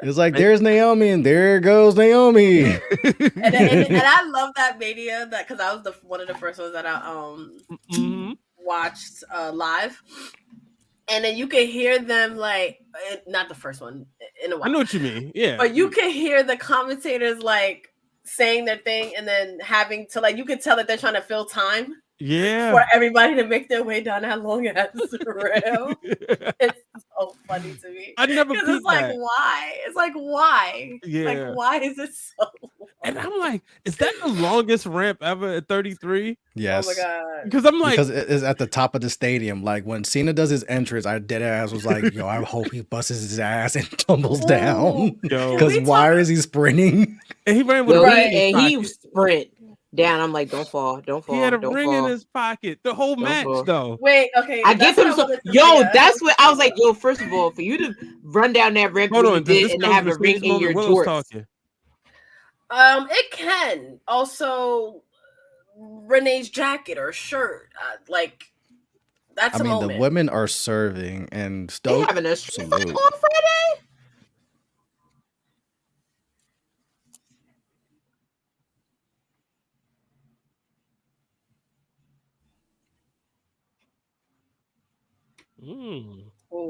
Ooh, street fight. Okay. Come on, Willow. Is this who? No, is it? Yeah. Oh God, I love her so much. Ooh, buddy. Oh, buddy. This match. Look at Stokely. Stokely looking like me right now. Stokely is me. He's like, yes. He's like, he's like, this is happening. I'm in the midst of something that's happening. Look at, oh. Mm-hmm. Ooh. So, damn. This is so good. Oh my god. Said this about Roxanne Perez, and I'm gonna say this about Willow. That mean streak better come out soon. It will. I'm here for all of this. Thank you, wrestling gods. Yo, thank you. Really sad. This is oh my amazing. goodness. Mike is in the building. You're. Or should I say stranger? No, shine, no. We was talking. So Mike, we had the Mercedes moment. So when she comes on, we stop. And Willow was being a little nice, and I said she gonna have to get like Roxanne. Roxanne went dark. She ain't so happy go lucky, and that's why I think in 2 weeks she will be the new NXT Women's Champion. But yes, Willow gonna have to do that because she looking a little nice right now. We like nice Willow, but. Don't get me. I feel like Mercedes gonna bring all of that out of her. So I'm so ready for that one. I'm gonna be honest with y'all. I love the Mercedes moment. Like it's gonna be my favorite moment every week. I had doubts about the boss sometimes. Sometimes I felt like it was just a cool thing to say, a cool gear to have. Blasphemy. I'm sorry. What? You about to get the club for the first time? Wait. I'm sorry. Can you repeat that over again, please? Because I'm confused. I don't understand. Press the button. I'm gonna just say push a button. No, why I got kicked out? Because I believe in the CEO. Push the button. I need to hear. I need you to say this again. Stand on your Explain yourself. Then push the button. I already said it. Sometimes we got. I know we got like 15 minutes. So it's no need to waste time. But I was saying, right. I didn't. I kicked him out too late. I pressed the button too late, but I am one of those people. You know what? Like how like certain fan bases are like high key chaotic, like the bars and stuff like that, and like the crew and everything. Like I am loving Mercedes more and more every time I see her on television, and I think I'm gonna become that person. Like you cannot say anything negative about Mercedes Renato on this show. Hold on, Justin. Purple hair Mercedes was great. Justin, we were here. This is a day that will live in infamy. Brian H. Waters, Brian Hollywood Waters himself has been kicked out. Hollywood got exiled. It's the second time he got blacklisted in a long time. When was the first time it happened? It was eons. It's like the Titanic. It was many years. We have been doing fan club for over a year now. This is episode 63. Sheesh. See? Hey, I'm a good logger, so yes, that's crazy. So we might go over a little bit 9 o'clock, so I hope everybody has time. But I want to get into the mixed tag matches because women have been featured at a lot of WrestleManias. There haven't been a lot of like Bayley's about to get her first singles match at WrestleMania, which is even wild to think about. So let's get into. Because you guys mentioned Nikki Bella and John Cena versus The Miz and Maurice. So I'm gonna like how you see comments on like YouTube would be like this comment if TikTok sent you. And WrestleMania 33 was like this comment if Total Divas sent you. And because I was really like, oh my god, like I love them. Like it was like everyone kind of knew that he was gonna propose, and then the Miz and Maurice are just so fucking funny, and they knew how to play it well. Then you had like I don't want to say fake drama, but then you had the drama between Maurice and the Bellas. So you had like all this mixed in stuff. It's like who's the best wrestling couple and the cosplaying. So I really enjoyed that match a lot. We touched on Ronda and Kurt versus Stephanie and Triple H. What are some other mixed tag matches that stick out to you where you could say like, you know what, it may not have been a women's match, but this was really fun? That stick out? Mm-hmm. Well, I mentioned it earlier, Macho Man and Sorry, go ahead. Wow. That wasn't true. Listen, John I met Cena, Nicole rule in number real life. 769. Don't interrupt Brian. I'm gonna let Brian go, and I'm gonna say something about that mishap because that's funny. I have a story about it. So I met Nicole because the Snooki shop is a store. It's a real store. It's in Jersey. And I went to her store and I was like, hey, this shop's really cool. She has like little knickknacks and stuff. You can like, it's almost like a paper store. So it's a cute little store with like her branding on it. And I was like, it's really good. Like having a conversation with her, I was like, yeah. And this isn't your WrestleMania. It's just like a WrestleMania moment. And she was like, that WrestleMania moment came and went. But she was like, given the chance to be asked, I would do it again. And I was like, really? And she was like, yeah. She was like, the one thing she hated about that whole entire thing is that it was so quick put together. She did not have time to lose weight. She had just started working out and working on herself, and she didn't have the time. But she was like, whatever. She was like, I still did that. So shout out to Nicole. Nikki Bella did that? No, I'm talking about Snooki. Oh. Yeah. I didn't know that was her real name. No, her real name's Nicole. Nicole Polizzi. You know what though? Yeah. That match, to me, she said it put her on a high, and so she was like, given the chance if she was ever asked, she would do it again. Shout out to her, buried John Morrison. Because you go back and you see he had the nerve. Thank you, Trish, to stiff her, like not give her a handshake. That's fucked. And he paid for that. He paid for that. You remember one of the most toxic people, Val Venus mentioned earlier. I don't know if y'all remember the video. He like goes off on him. He's like, you got all these people out here fucking your girl, talking about Melina, and you just walk around backstage. It's okay. He said, but you want to disrespect a legend, a Trish Stratus? How dare you? Like he went off. The crazy thing is Morrison, he was in the main event the next month at Backlash with Cena and Miz, with obviously Miz won the title. But it was like they was building towards that, and I'm disappointed because that's when I was like howling like, oh yeah, Team Morrison, he gonna be WWE champion. Miz can do it, he can do it too, and that's right. That's why, like I said, about that. I mean, you know me. It's no longer the Marty Jannetty. It's the Morrison of the group. Oh no! I stand by that statement. Damn, that's foul. All right, so we got a rocker, but another mixed tag match. Like I said earlier, just everything like Macho Man and Dusty Rhodes. Like we get Dusty Rhodes at WrestleMania, and of course, like looking back at it, like wow, that's a big deal.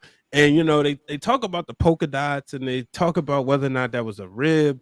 But when you watch that match, you could see just how like happy Dusty Rhodes was, him and Sapphire, and he made Sweet Sapphire seem like his most precious jewel. Like, and see this beautiful black woman being built up, and they go against Macho Man and Sensational Sherry. And, obviously Macho Man had, bangers with, Ricky Steamboat, Hogan, that whole night of WrestleMania 4 through the tournament. But the fact we had Macho Man and Dusty Rhodes in a match, but they made it a mixed tag match because it was just great for the story. And then you had Elizabeth come in there dancing with Dusty, and because this is as the Macho Man Elizabeth, because he had replaced her because she, I guess he felt after the whole Mega Powers thing, he replaced her with Sensational Sherry. So that's one of the mixed tag matches that stand out to me. So everybody keep in mind that Luna Vachon had 2 mixed matches at WrestleMania. Like at one point, even though that whole Doink and Dink the Clown shit is like a horror film to me, I would never put that in the box. Really? For me, yeah, dude. Doink the Clown. Wow. I like this dark side. Doink and Dink. Bro, yo, as a child, that was I think funny. they did Doink the Clown dirt. Yeah, I think they did him dirty. After watching that Dark Side of the Ring, I was like, yo, y'all did him foul. Because I remember that build up, especially at that time. Macho Man was doing like backstage interviews, and the way he was talking to Dink, he said, "Look, little buddy, you get out the way, because if Bam Bam come down on you, man, he could smash you, you know. And Luna ain't nothing to play with." And then I think the next year, wasn't she involved in another mixed tag with Stable and Mark Mero? Yeah, she was. She was a Goldust partner. Yeah, respect to her on that one, because like for her to and it puts me in a hard position with her, because a lot of people just think she wasn't getting the recognition that she deserves. But you like 2 WrestleManias and you're featured anyway, when they weren't, like I said, weren't trying to feature women that much. It just goes to show that, like, listen, there was a bright spot in it, right? Some way, somehow. And both those matches weren't even that bad. Like, to me, people clown Stables, they think she's just like a big boobed cover girl, but she would tell when she needed. She wrestled in, locked up when she needed to lock up. Why is Justin laughing? Because I caught that pee. That was just a big boob cover girl. Yeah, she was just like, listen, shout out to the girls with big boobs. I be knowing. But she was a big boob cover girl. Listen, it's right there on the wall, honey. Yo, because I did not appreciate what I should have been appreciating at the time. So now, I now you get to appreciate it a lot. She's looking at that poster like, chesticles, activate. Wow. You ever seen the meme of Dexter's Laboratory where he has a picture in his locker and he'd be like, I worship you. Are you looking at that poster? Be like, you stunted on. You know what's crazy? Just so you know how much I love this particular shot of Sable. On the back of that poster is Stone Cold. And I was like, out of here. I was like, I want more women on. Yeah, it's a dope one. It's a dope. I mean, I'll swap it around at one point. My idol wrestler, big ass titties. Stone Cold wrestler, that's big ass titties. He around. You have a shirt on. That's enough. He everywhere. Listen, that picture that you have, I cannot turn on when I turn on Wrestling Meets Pop Culture and I see that poster, I'm like, yo, this game. That poster represents the ultimate crossover. Because think of how many crossovers we had of wrestlers looking like badass bitches in the video, in the music video Vixen era, the Playboy cover girl era, the Sports Illustrated swimsuit model era. Like, Stable was just that bitch. So you look at that poster and she ain't even that ITGIRL. She's just that bitch. Nah, she really is though. Like, and the fact that like what everybody criticizes her for, like, oh, she just came in with her husband and da da da da da. She did but that. Like, you wish you could. Not a lot of a lot of people can't fucking do that shit though. Listen, I be walking into Spencer's sometimes trying to find a top to look like that. It don't go that way for everybody. So the way she was able to pull that off, and you like, oh, Spencer's. It don't work out for everybody, but she was able to pull that off. So that is so true. Okay, so I want to now talk about some of the matches that I felt like they just wanted to throw all the women together. So let's get into it. It's funny because we haven't gotten to WrestleMania 32 women's match yet. But we'll get to that. Because we've talked about that on previous fan clubs, especially the triple threat. We've given it their well-deserved flowers. Right. Mike, you're the best. Yeah. So the one I think about the most is the one with I think Bailey won. What you talking about? At 37? I mean 36 in the pandemic. No, I'm talking about the. Are you talking about 33 where it's Charlotte, Sasha, Nia, the elimination? Yes. I love that match. I like that, but they did really throw like all their most relevant bitches together and say, "Have at it." Relevant bitches is hilarious. So that one doesn't feel relevant girls.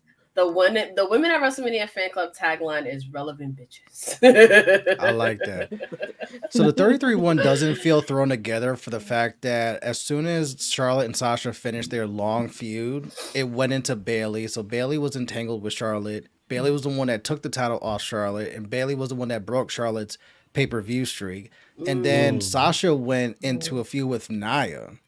And then they were building up Nia to where Nia won the title match. Sasha was entangled with Nia, and of course Sasha and Bayley have been crossing paths and brought up the NXT stuff. So that's where that kind of made sense because it was like Charlotte wanted her fucking title back.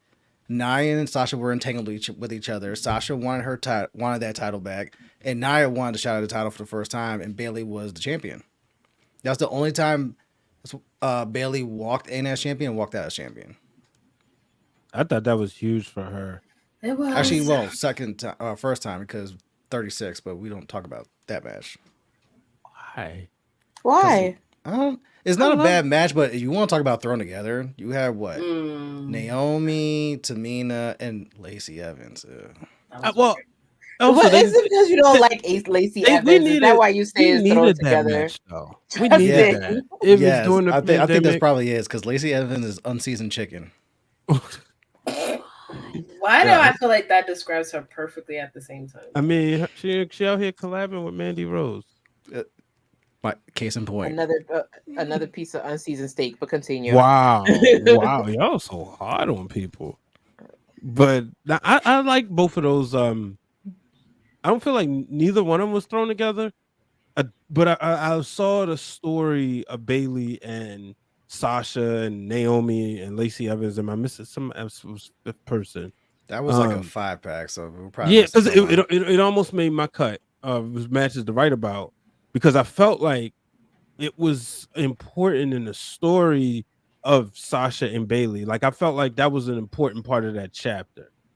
Okay. All right. When you say it like that, yes. I just hate when like the 36 one. It's like hard to judge the pandemic show. Yeah, it's like y'all doing like that entire pay-per-view gets an asterisk. Like even if we go before that, like the one they had to quick put together when they had Mandy Rose versus Sonya Deville, I was actually looking forward to it because it was one of the stories for a very, very long time. The women, if it wasn't title relevant, did not have a great story time build, but Mandy and Sonya were friends. And then Sonya's just like, I'm sick of this shit. And just throws her to the side. And then you also had, even though you had Mandy Rose dealing with Otis, and she had just came off of everything that happened at the Royal Rumble, for it to become a match, be like, all right, well, friends versus friends now turn enemies. I was invested in that happening on a bigger stage because it was like, for the first time, you literally had a build behind a women's story, and you hadn't had that in a long time. If it wasn't title related, it was no build whatsoever. Yeah. So I was looking forward to that, just built off of that. And even though it happened in the pandemic and it was an empty arena, I'm like, they sold on that story to the end. And I commend both Mandy and Sonya for that because they took advantage of an opportunity. Like come on, they had a YouTube channel where they went and ate donuts and then they're beefing. Like, you can't tell me there's no bigger story behind that. Yeah, they did a good job. It felt real. Nah, they was pushing Otis. That shit was kind of funny. They could push Otis anytime. His tag team partner literally got fucking forgotten about. Released. Like, and he was like, all right, well, we need you to win Money in the Bank. Go ahead, dude. When I saw them doing more with Otis, all I kept thinking was, oh my God, I don't even remember this guy's name. But I did like Heavy Machinery. I always felt like they deserved a tag team championship opportunity. But where he at? Like, kids, who that? That was like a perfect toy. They were the cover of. They were over as fucking NXT. They were the special cover of like a brand of cereal. That's what they gave me. They were gonna be for the kids. Like how you put somebody on like a special edition of, I don't want to say Fruity Pebbles in respect to John Cena, but like literally that. We talking Honey Nut Cheerios or we talking generic cereal? We talking. Stop, Justin. That's not what I'm trying to do. I was trying not to say Fruity Pebbles, to cereals. Like kid cereal. Kid cereal. There is levels to cereal. That wasn't even Speaking trying to of be shade. That's cereal- just, bro. No, you're right. You're right. Because I remember when I was at WrestleMania Access and I volunteered and I was just literally just taking pictures of people. And my station was the Bootios box, the big Bootio box. And it had like props that you could take pictures with. And it was like this long, like Bootios on a string that you could like pick up and like put over you like a snake. So literally for like 5 hours, I was just lifting this heavy ass shit, putting it on people, taking their little stupid ass selfies. I'm sorry. It was cool because like the kids was like, oh my God, Bootios! Sorry. When you said cereal, that immediately of what I thought of. You immediately went to Bootios. Lovely. I did. I mean, they came out of a Bootio box. They came out of a Bootio box at WrestleMania. You know? I still got my box from last year. The Rey Mysterio cereal box. The Cinnamon Toast Crunch. Oh, yeah. Never opened it. Oh. I think I had a box of Bootios that I had never opened, and then my dad ate them by mistake. And he was like, I was like, Dad, did you check the expiration date on that box? And he was like, yeah, you got a month. It's still good though. What's the cereal? Is it in ShopRite? I was like, you know what, Dad, live your life. Finish the whole damn box. Right. He literally said that. I was just like, live your life. It was sitting here. I went on vacation a couple of times. It expires in a month. Have at it. There's no point in me keeping the box at all. You live your best life, sir. Oh my God. So let's talk about the Mania coming up. So we have the 2 WrestleMania women's matches for Mania. We got Rhea and Becky, and Bayley and Asuka. So Bayley is the Royal Rumble winner. So we knew that she was going to have a championship match at the show. And I have been waiting for her to turn on Io or Io to turn on her or whatever the case. I want her away from Damage Control. I wanted to see my solo Bayley. So now we got it. We got Io defending her championship against Bayley.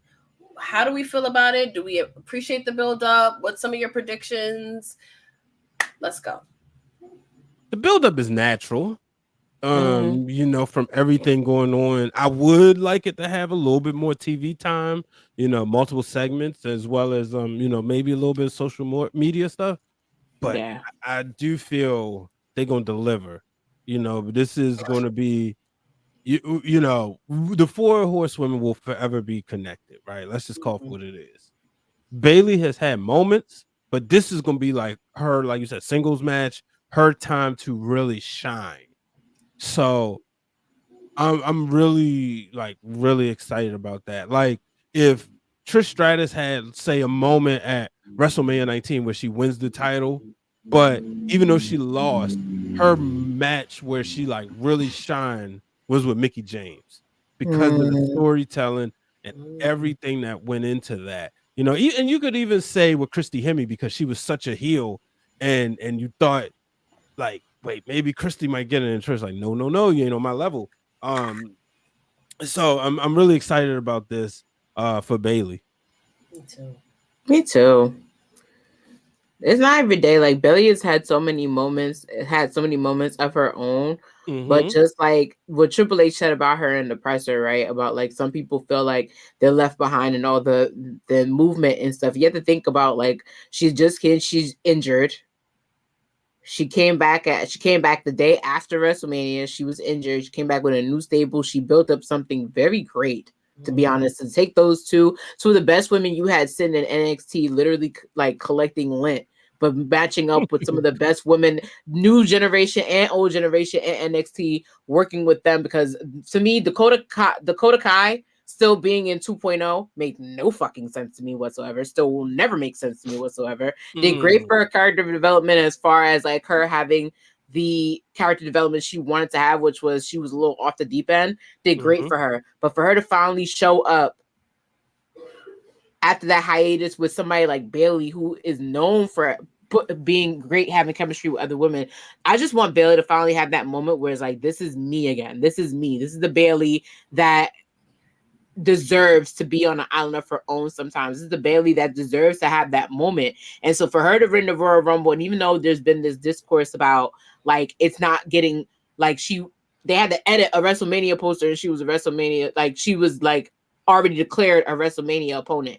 That made no sense. So I think a lot of people are going to be going hard for her in this match because it's just like, damn, like y'all not even taking this match seriously. So even when you think about the turn, they made it so that you take the match seriously now. So that's what makes me excited to see it to the end of it. But I'm Team Bailey. I love that. So I'll echo what I said on Turnbuckle Talk, which was I honestly feel this build has kind of cooled Bailey off because once she won Rumble and made her choice for Io, it kind of feels like they pushed her to the side in favor of Rhea and Becky. Like you think of like that press conference, who was there? Rhea and Becky. Who wasn't there? Bailey. Bailey was the one that had a Mania match. Rhea didn't have a WrestleMania opponent.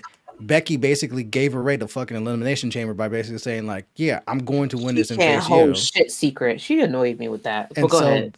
this entire build for Mania has been like Rhea and Becky have been more of the forefront, and Bailey's played the background with Io. And it's like, yo, Bailey won the fucking Rumble, but she's kind of in the background where this other match that wasn't even a match until after Elimination Chamber that has always gotten more attention, more shine. We got to put Rhea on. We got to have Becky go through Liv Morgan and Nia Jax. But it's kind of like in the process of building up Rhea and Becky, you've kind of cooled up Bailey. And Bailey was the one that won Rumble, and Bailey left Rumble with all the momentum. And it's kind of like, I don't know if it's by design by WWE or if they accidentally did it, but it's like, bro, come on, man. This is supposed to be her moment because no one remembers her retaining at WrestleMania 33. And she hasn't really won any other WrestleMania since that. And like Pete put it perfect. This is her first singles match at WrestleMania. All these years she's been on the main roster. This is her moment. It's kind of like, yeah, but we like this other toy better. Was she hurt during WrestleMania 37 when she was hosting? She wasn't back. Yeah, she was hurt. Okay, I couldn't remember. No, 37. I think she hosted. Yeah, she hosted, but I couldn't remember if she was hurt. Was she hurt? Because I thought they didn't have anything for her. She was hurt. Hurt. Yeah. During that time. Yo, I know 38 is definitely. I know 38 is definitely the knee injury. Yeah, but I didn't. Damn, I didn't realize she was hurt at 37, which makes some sense now. Because it was like, wait, how the fuck is she left off of WrestleMania 37 after everything in the role model in the year title reign? Right. A lot of people were saying that. You're not the only one. But I'm looking forward to Rhea and Becky. Me too. I think Rhea that makes two. It could go either way. That's what I think I'm most excited for. That makes two of y'all. Wow. Because like I felt like, okay, Rhea's going to beat Charlotte, right? But this one, Rhea's dominance continues. The man gets back on top, you know, and being a smart mark, you know. Well, Becky got a book coming out, so she needs to sell books. So she needs to be champion to sell books and all this stuff. But you just don't know, and that's what's so good about it because it can literally go either way. I mean, Rhea needs to win because that part. In all fairness. And I'm being really serious about this. It is stupid, like with a capital S, for you to put this woman as leader of a faction, as the most attracted woman on your roster, even without going out and defending the title at a house show. They still demanded Rhea. So let's get that out the way. And the work that she's put in continuously to go into WrestleMania at that momentum and lose your belt to somebody who's had many WrestleMania moments before. They only come off with one loss at a WrestleMania against Bianca Belair because a book is coming out. Well, I don't think that's the only reason. The bitch is at the White House. That book is going to sell by itself. The book is at the White House. The book is sitting next to Biden's desk. It's going to sell with or without a WrestleMania. Let's be real. Everybody's been invested in who Becky Lynch is now, especially as she started building herself over the years. People are going to be invested in her regardless. No, but I'm saying is like but it's the history though. Like you look at, like we talked about Playboy magazines, right? But and most of the time, and then switch over. Then there's the Maxim era that people may have forgotten about when all the WWE people divas love that top 100 list. Yeah, and it was always like the Kellys, all of them was on the cover of Maxim. You know what I mean? So that's what I'm saying. Like that's the reason why I see this as I just can't call it That's what I'm saying. I just can't guarantee or whatever and say Rhea's going to win this. I mean, Becky's going to win this match or Rhea's going to win this match.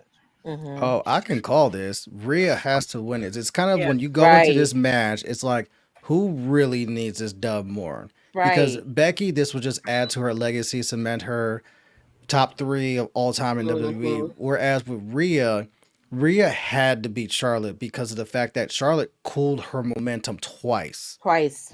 To where like Rhea had to really remix her gimmick because Charlotte killed it dead. So But Rhea had to win that. And then you think about where Rhea was when Charlotte did it the first time. Rhea was just that fresh face who was bold, who wasn't afraid of nothing. And Charlotte was like, huh, okay. Get down. Like now I got you. Get down. Like you've been cute. You've had your fun. You think you're ahead of the game. I'm gonna cool you down. Then the second go around, Rhea was like, no, now I'm really gonna get your number. And she had her number. When it comes to Becky, if Rhea wants to be the icon that we even consider Bianca Belair to be, because I'm even a little bothered that dance isn't happening, because Rhea and Bianca at WrestleMania would fucking cook, in my opinion. Cook like a 4th of July barbecue. Right. And I think there's more of a story there too. Right. Like, because they're like parallel. I look at them as like The Rock and Triple H, where it's like y'all careers are so parallel. And the thing with Becky, like, I think they're gonna cook. Don't get me wrong. Like, I think the match they'll definitely cook. It's just, I just feel like this could have waited. I don't think Becky needs a championship. I think y'all should use her star power to have a non-title WrestleMania match with another woman. That's what I think they should do, and then have Rhea do, with Bianca or whatever. But that's what I would do. But I'm okay with this because what it does is this is gonna cement Rhea's title reign.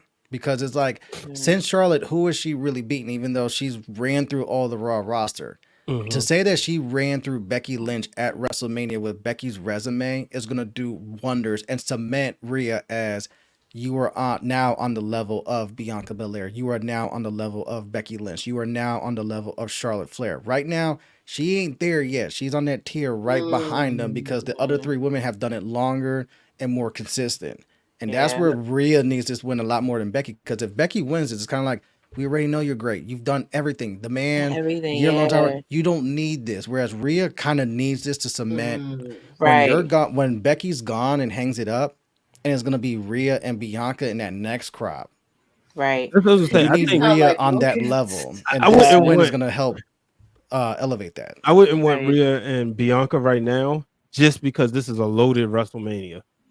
Because it's the 4 years. Yeah, and I would want that, like Justin said, just getting that extra, those next couple of notches on her belt. Even if it's another huge title defense against Charlotte Flair, like I say a SummerSlam. Even though next year's WrestleMania, I would rather see Belair versus Flair. But that's an Italian wedding. That's an Italian wedding main course right there, baby. Are you kidding me? That's my fantasy book. That's actually my fantasy book. Like, that's my fantasy match. I need to see that happen. It probably will, and probably will, yeah. If she wasn't without a title, because next year, Tiffy time. Yeah, but I could also see, like, at the same time, if they had even did Rhea, like, even to throw the smash at it, right? If they had saved Rhea and Becky for like a SummerSlam, the book would have been done. It would have been, when does the book come out? My apologies if I don't know. Next Tuesday. I'm about to say, if she's doing promo now, then it's coming out soon. Then it has to happen at Mania. But for it to be, I don't know, because I'm just so conflicted. I thought this would wait. I really thought like Rhea and Becky would wait. I just don't know how it's gonna fix at WrestleMania, because in my opinion, like I drew Justin, like Rhea needs this more. But at the same time, it's like, if you're gonna have the most attractive person, you're putting the 2 horsewomen in the anniversary of one of the biggest WrestleManias to date. You're gonna have to have Becky in that match. But yeah, I think that, listen, Becky and Tiffany, that would cook. And if you put them with even if you put them with other 2 bad bitches in the corner, they're gonna cook a match either way. I'm sorry. And I think what's cool too is that Becky would 100% understand why Rhea needs to win. Like she's not that person that feels because like the story's not done. Yeah, right. Like she'll understand the significance of like, no, we need to. This is Rhea's moment. You know, like she needs to win this. So hopefully, like that's the case. And it's optics because you have a contingent of fans that feel like in the women's division, WWE is always the horsewoman, always winning everything. Charlotte always have wins. To beat that allegation. Becky always wins, and then you go into this WrestleMania, and you're going into this WrestleMania where we're all expecting Bayley to win her match. So if you have Becky win too, it just feels the narrative of, oh, when it comes to a big four pay-per-view, it's always the horsewoman at the expense of all these other women. Becky doesn't need to win this, but Bayley definitely does. Bayley does. Bingo. Yeah. Wow, that's a great explanation point. No, it really is. And I'm excited for both matches. Those people are out there of like, it's always a horsewoman. Yeah. Oh, because, yeah. Oh, 1,000%. And then remember, like, think about it too this way: when Becky first won her first title, what was everybody saying in that conversation? Oh, it's always Charlotte. It's always Sasha. Yeah, it went from always Charlotte to like now everybody was like, Becky. Oh, it's always Charlotte. Now it's always Becky. Mm-hmm. So for me, it would be a nice change. The way it was a nice change to see Becky win, because I remember that rest of I popped it hard as hell when I found out it was Becky. Everybody was like, really? I was like, thank God. I love Charlotte, but bitch, sit down. Sometimes you can't always be you. And at the point, like, it's a rite of passage for some fans to be like, it can't always be you, because I'm now looking forward to the aftermath. Backlash is in France. Not too far away from Ireland. So imagine Becky going home if she doesn't win this WrestleMania and she's like, no, I want another go, and she wins that Backlash. It's not going to affect her so much because it's like literally in a culmination of things. I just feel like it don't have to be now. Yeah. And I think if it don't happen, it don't happen. I think she gets that it's funny too. that Becky proves the Dark Knight theory right, where it's like you either die a hero or you live long enough to see yourself become the villain. Becky was complaining about Charlotte, and now Charlotte must win, LOL, and now Becky's become that over the last couple of years. She absolutely has. But I am excited about both matches. And I am glad that with the 2 nights now for WrestleMania, there is always more of an opportunity that the women's match could main event. Like before, it was kind of like, okay. Even after 35, I think it was kind of like, before it was 2 night, I think a lot of people felt like this was going to be kind of like a one-off thing. And then you got like Sasha and Bianca. And let's be real, the reason we were able to get that was because we had 2 nights. So, the Bloodline story is really heavy. They headlined both nights last year. They're headlining both nights this year, but there's still that opportunity. So I just love, you guys brought up Tiffy. There's so much new talent. Like we talk about the 4 horsemen, but like Bianca's not a 4 horseman and Rhea Ripley's not either. And they both have pretty significant WrestleMania moments and WrestleMania matches. So I think it's really cool, the crop of talent that's coming up. I want to take it home, but I want to do a rapid fire question really quick for you guys on the vein of this 4 horsewomen argument. If Charlotte was not injured, who would she be facing this year at WrestleMania? Go, Brian. Bianca Belair. Yeah. Tiffany Stratton. Oh. I don't think she's ready for that. I'm just going against the train, to be honest. Listen, I could attest to this, because for her to throw her name in the women that she feels like is next up, and she says, I felt her exact words to shout out to our boy Sir Wilkins was, I think Tiffany is me. Imagine them, I'm sorry. In a sense, I think Tiffany is pretty good at next up. Imagine them capitalizing on that shit. But I'm sorry, I'm gonna go with. Let me take it back real quick. It would be Charlotte and Tiffany Stratton versus Jade and Bianca. No, too generic. I can't. Why is it too generic? Too generic, no. For everything P said about how Becky was ready to have like a match at WrestleMania that didn't involve a title match, this was what we were asking for Charlotte for years, and this was going to happen. You finally have the 2 alphas. Who is the real Mrs. WrestleMania? Because Charlotte was Mrs. WrestleMania. Bianca's undefeated at Mania. And Bianca this was the year to do Bianca and Flair. Yeah, Bianca took that title away from her. They've never even close to interaction as far as title goes. They've only interacted on an NXT level, and it was brief. Indeed, like Bianca, if Bianca were to turn heel, let's be real, we love her to death. But if she had the chance to turn heel, She'd be like, "Don't you think I forgot when you was trying to pick me like a booger on NXT, talking pushing me to the side, and a little confrontation with Rhea? You don't Don't think I forgot about that." You can do Perfect that time in to get the her lick face. back. Perfect time to get her lick Or the back. fact that you jacked imagine- up my leg while Rhea Ripley took like an hour to do her fucking entrance on NXT, and Charlotte was just jumping Bianca the entire time. Bianca, she the North. The North remembers. I'm sorry. It's Game of Thrones season out here, baby. That would be a good one. That would be good too. Shout out to Lavondra. Yeah. That would be an excellent match. Naomi. That would be a good song and dance. I'm sorry. That would be a great song and dance when you think about it. I'm trying to think who else. Do we have Tiffany? I mean, I think Tiffany Stratton wouldn't be that bad though. Because Tiffany's kind of hot right now. It'd rushed. She would lose. It would give me what they did with Fandango, like putting Fandango against Chris Jericho. That's the kind of vibe it would give me, minus the dancing and the gimmicky shit. It would give me that vibe. Like everybody would be a good match though.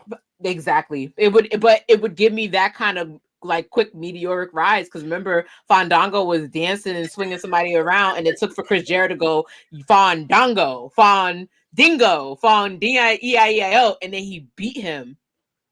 Yeah, that was crazy. Think about it. I'm just thinking of Charlotte and Tiffany in a ring, and it's gonna be a fucking the Spider-Man meme where they just point at each other. But they both, imagine them both like jumping to their feet together, both doing cartwheels on each other, starting the first like 5 minutes of the match. You're gonna be like, oh shit, you be in the stands like coming. But I want it.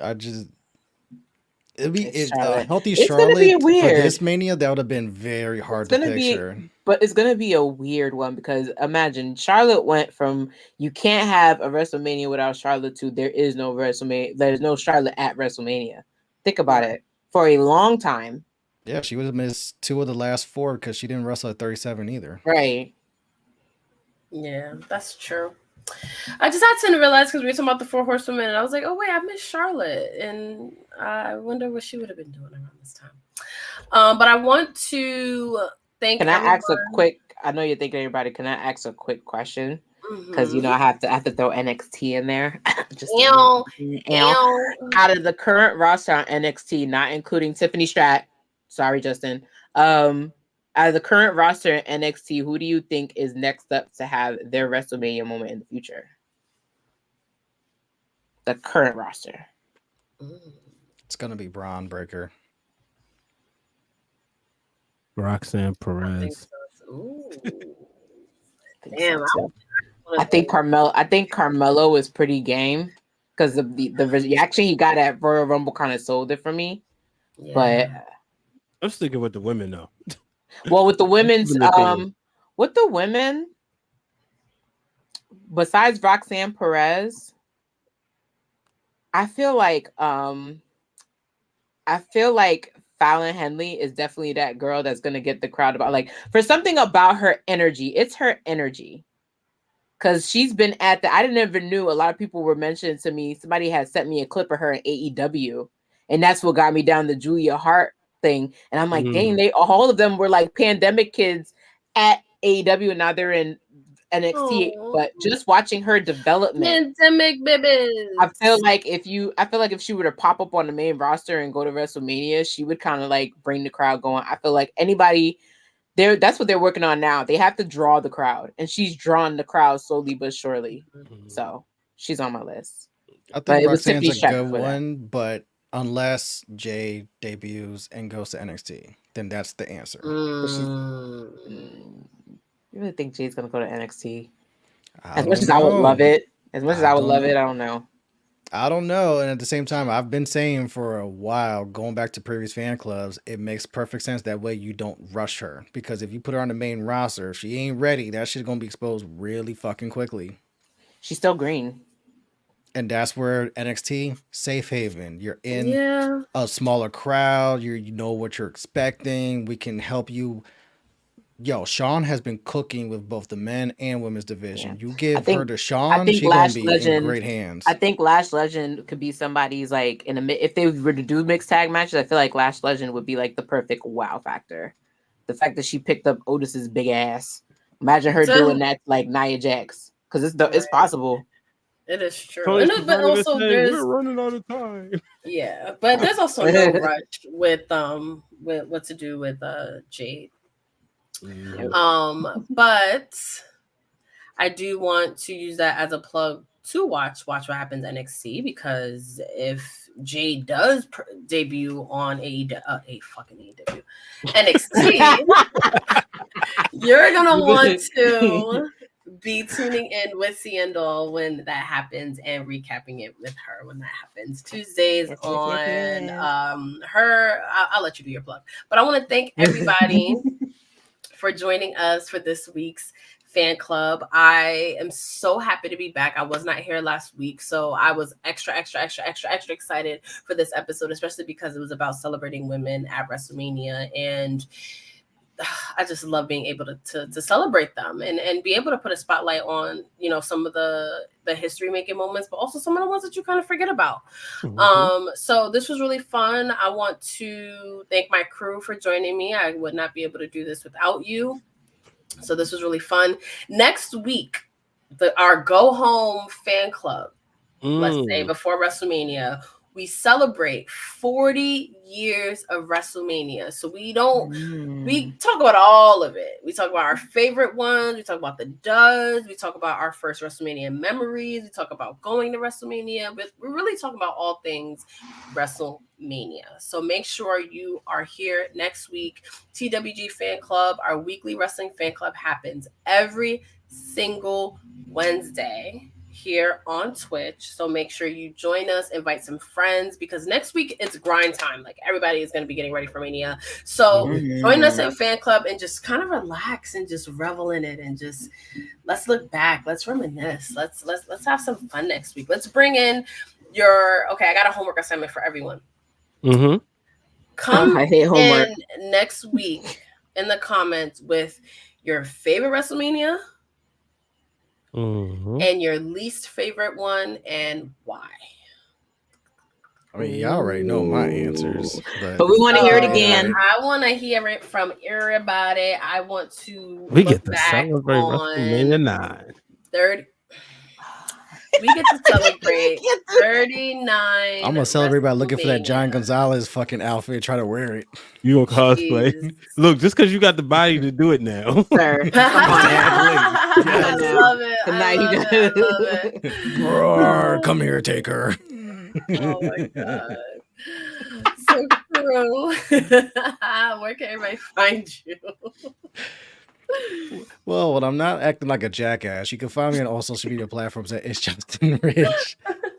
You can find me here Wednesday nights live on Those Wrestling Girls Twitch channel for TWG Fan Club, myself and these three beautiful, amazing, intelligent co-hosts of mine. You can catch me Tuesday nights, Twitter Spaces on Black Wrestling's handle for Turnbuckle Talk, aka The Buckle. Myself, Mimi, and Corey, we talk all things wrestling. You can catch me from time to time on True Elite Sports and True Elite Wrestling. Both those channels are located on YouTube, where we talk sports, wrestling, and all that fun stuff.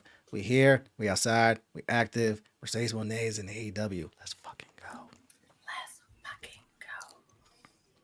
go. You can find me on Breaking Through Glass Ceilings, right, on my YouTube channel, youtube.com/BWars Productions. You can find me on the Wrestling Realm Now podcast. Tonight we're going to talk about the WrestleMania hits and the WrestleMania misses. Like, did WWE really miss the boat on Sting versus The Undertaker? But we're also going to talk we're today on Wednesday Worldwide, we talked about Sting and Undertaker, but we also really jumped into the possibility of 3 more years of the Bloodline. Shayna Baszler wrestling, taking on Misha Slamovich at Josh Barnett's Bloodsport. And then also how Red Notice, the movie, somebody said maybe The Rock is using a little Red Notice in this whole Bloodline story. He put some parallels. So we talked about that. Also, get y'all Wale Mania tickets, be at the Ring of Wrestling, meet and greet, come through. And yeah, that's all. Be on the lookout, ringer.com. New article coming soon. Liddy. And as per usual, it's your honorary wrestling girl, Seindole B. You can catch me every Wednesday with the 3 best friends that anybody can have. Or as you discuss topics, you already heard next week's topic. If you don't remember, get a calendar and write it down. When you're not doing that, you can also tune in every Tuesday at 6 p.m. sharp for Watch What Happens NXT. This past week, I had the incomparable Pablo the Don on the show. Nice. We decided to talk about more on NXT last week. Cracked a couple of jokes here and there. Might have offended somebody's mama. We don't know. You just have to watch and see. Replays coming on YouTube. Shout out to those wrestling girls for helping us air. And next week's episode, I have a special guest coming up, and we're going to talk about past Stand and Deliver PLEs from Takeover time all the way up till now. I can't wait to announce a special guest on the show. You can also look out. I did hint that I was going to be doing a little something special for Stand Deliver season. So if you're not watching or following Watch What Happens NXT on Instagram, please do so. Make sure you're following. Make sure your mama's following. Make sure your cute mama brother. You know Miss Rogers. She be wanting it. My mama follow. I don't know about my daddy, but yeah. Make sure your cute brother that's single follows all that.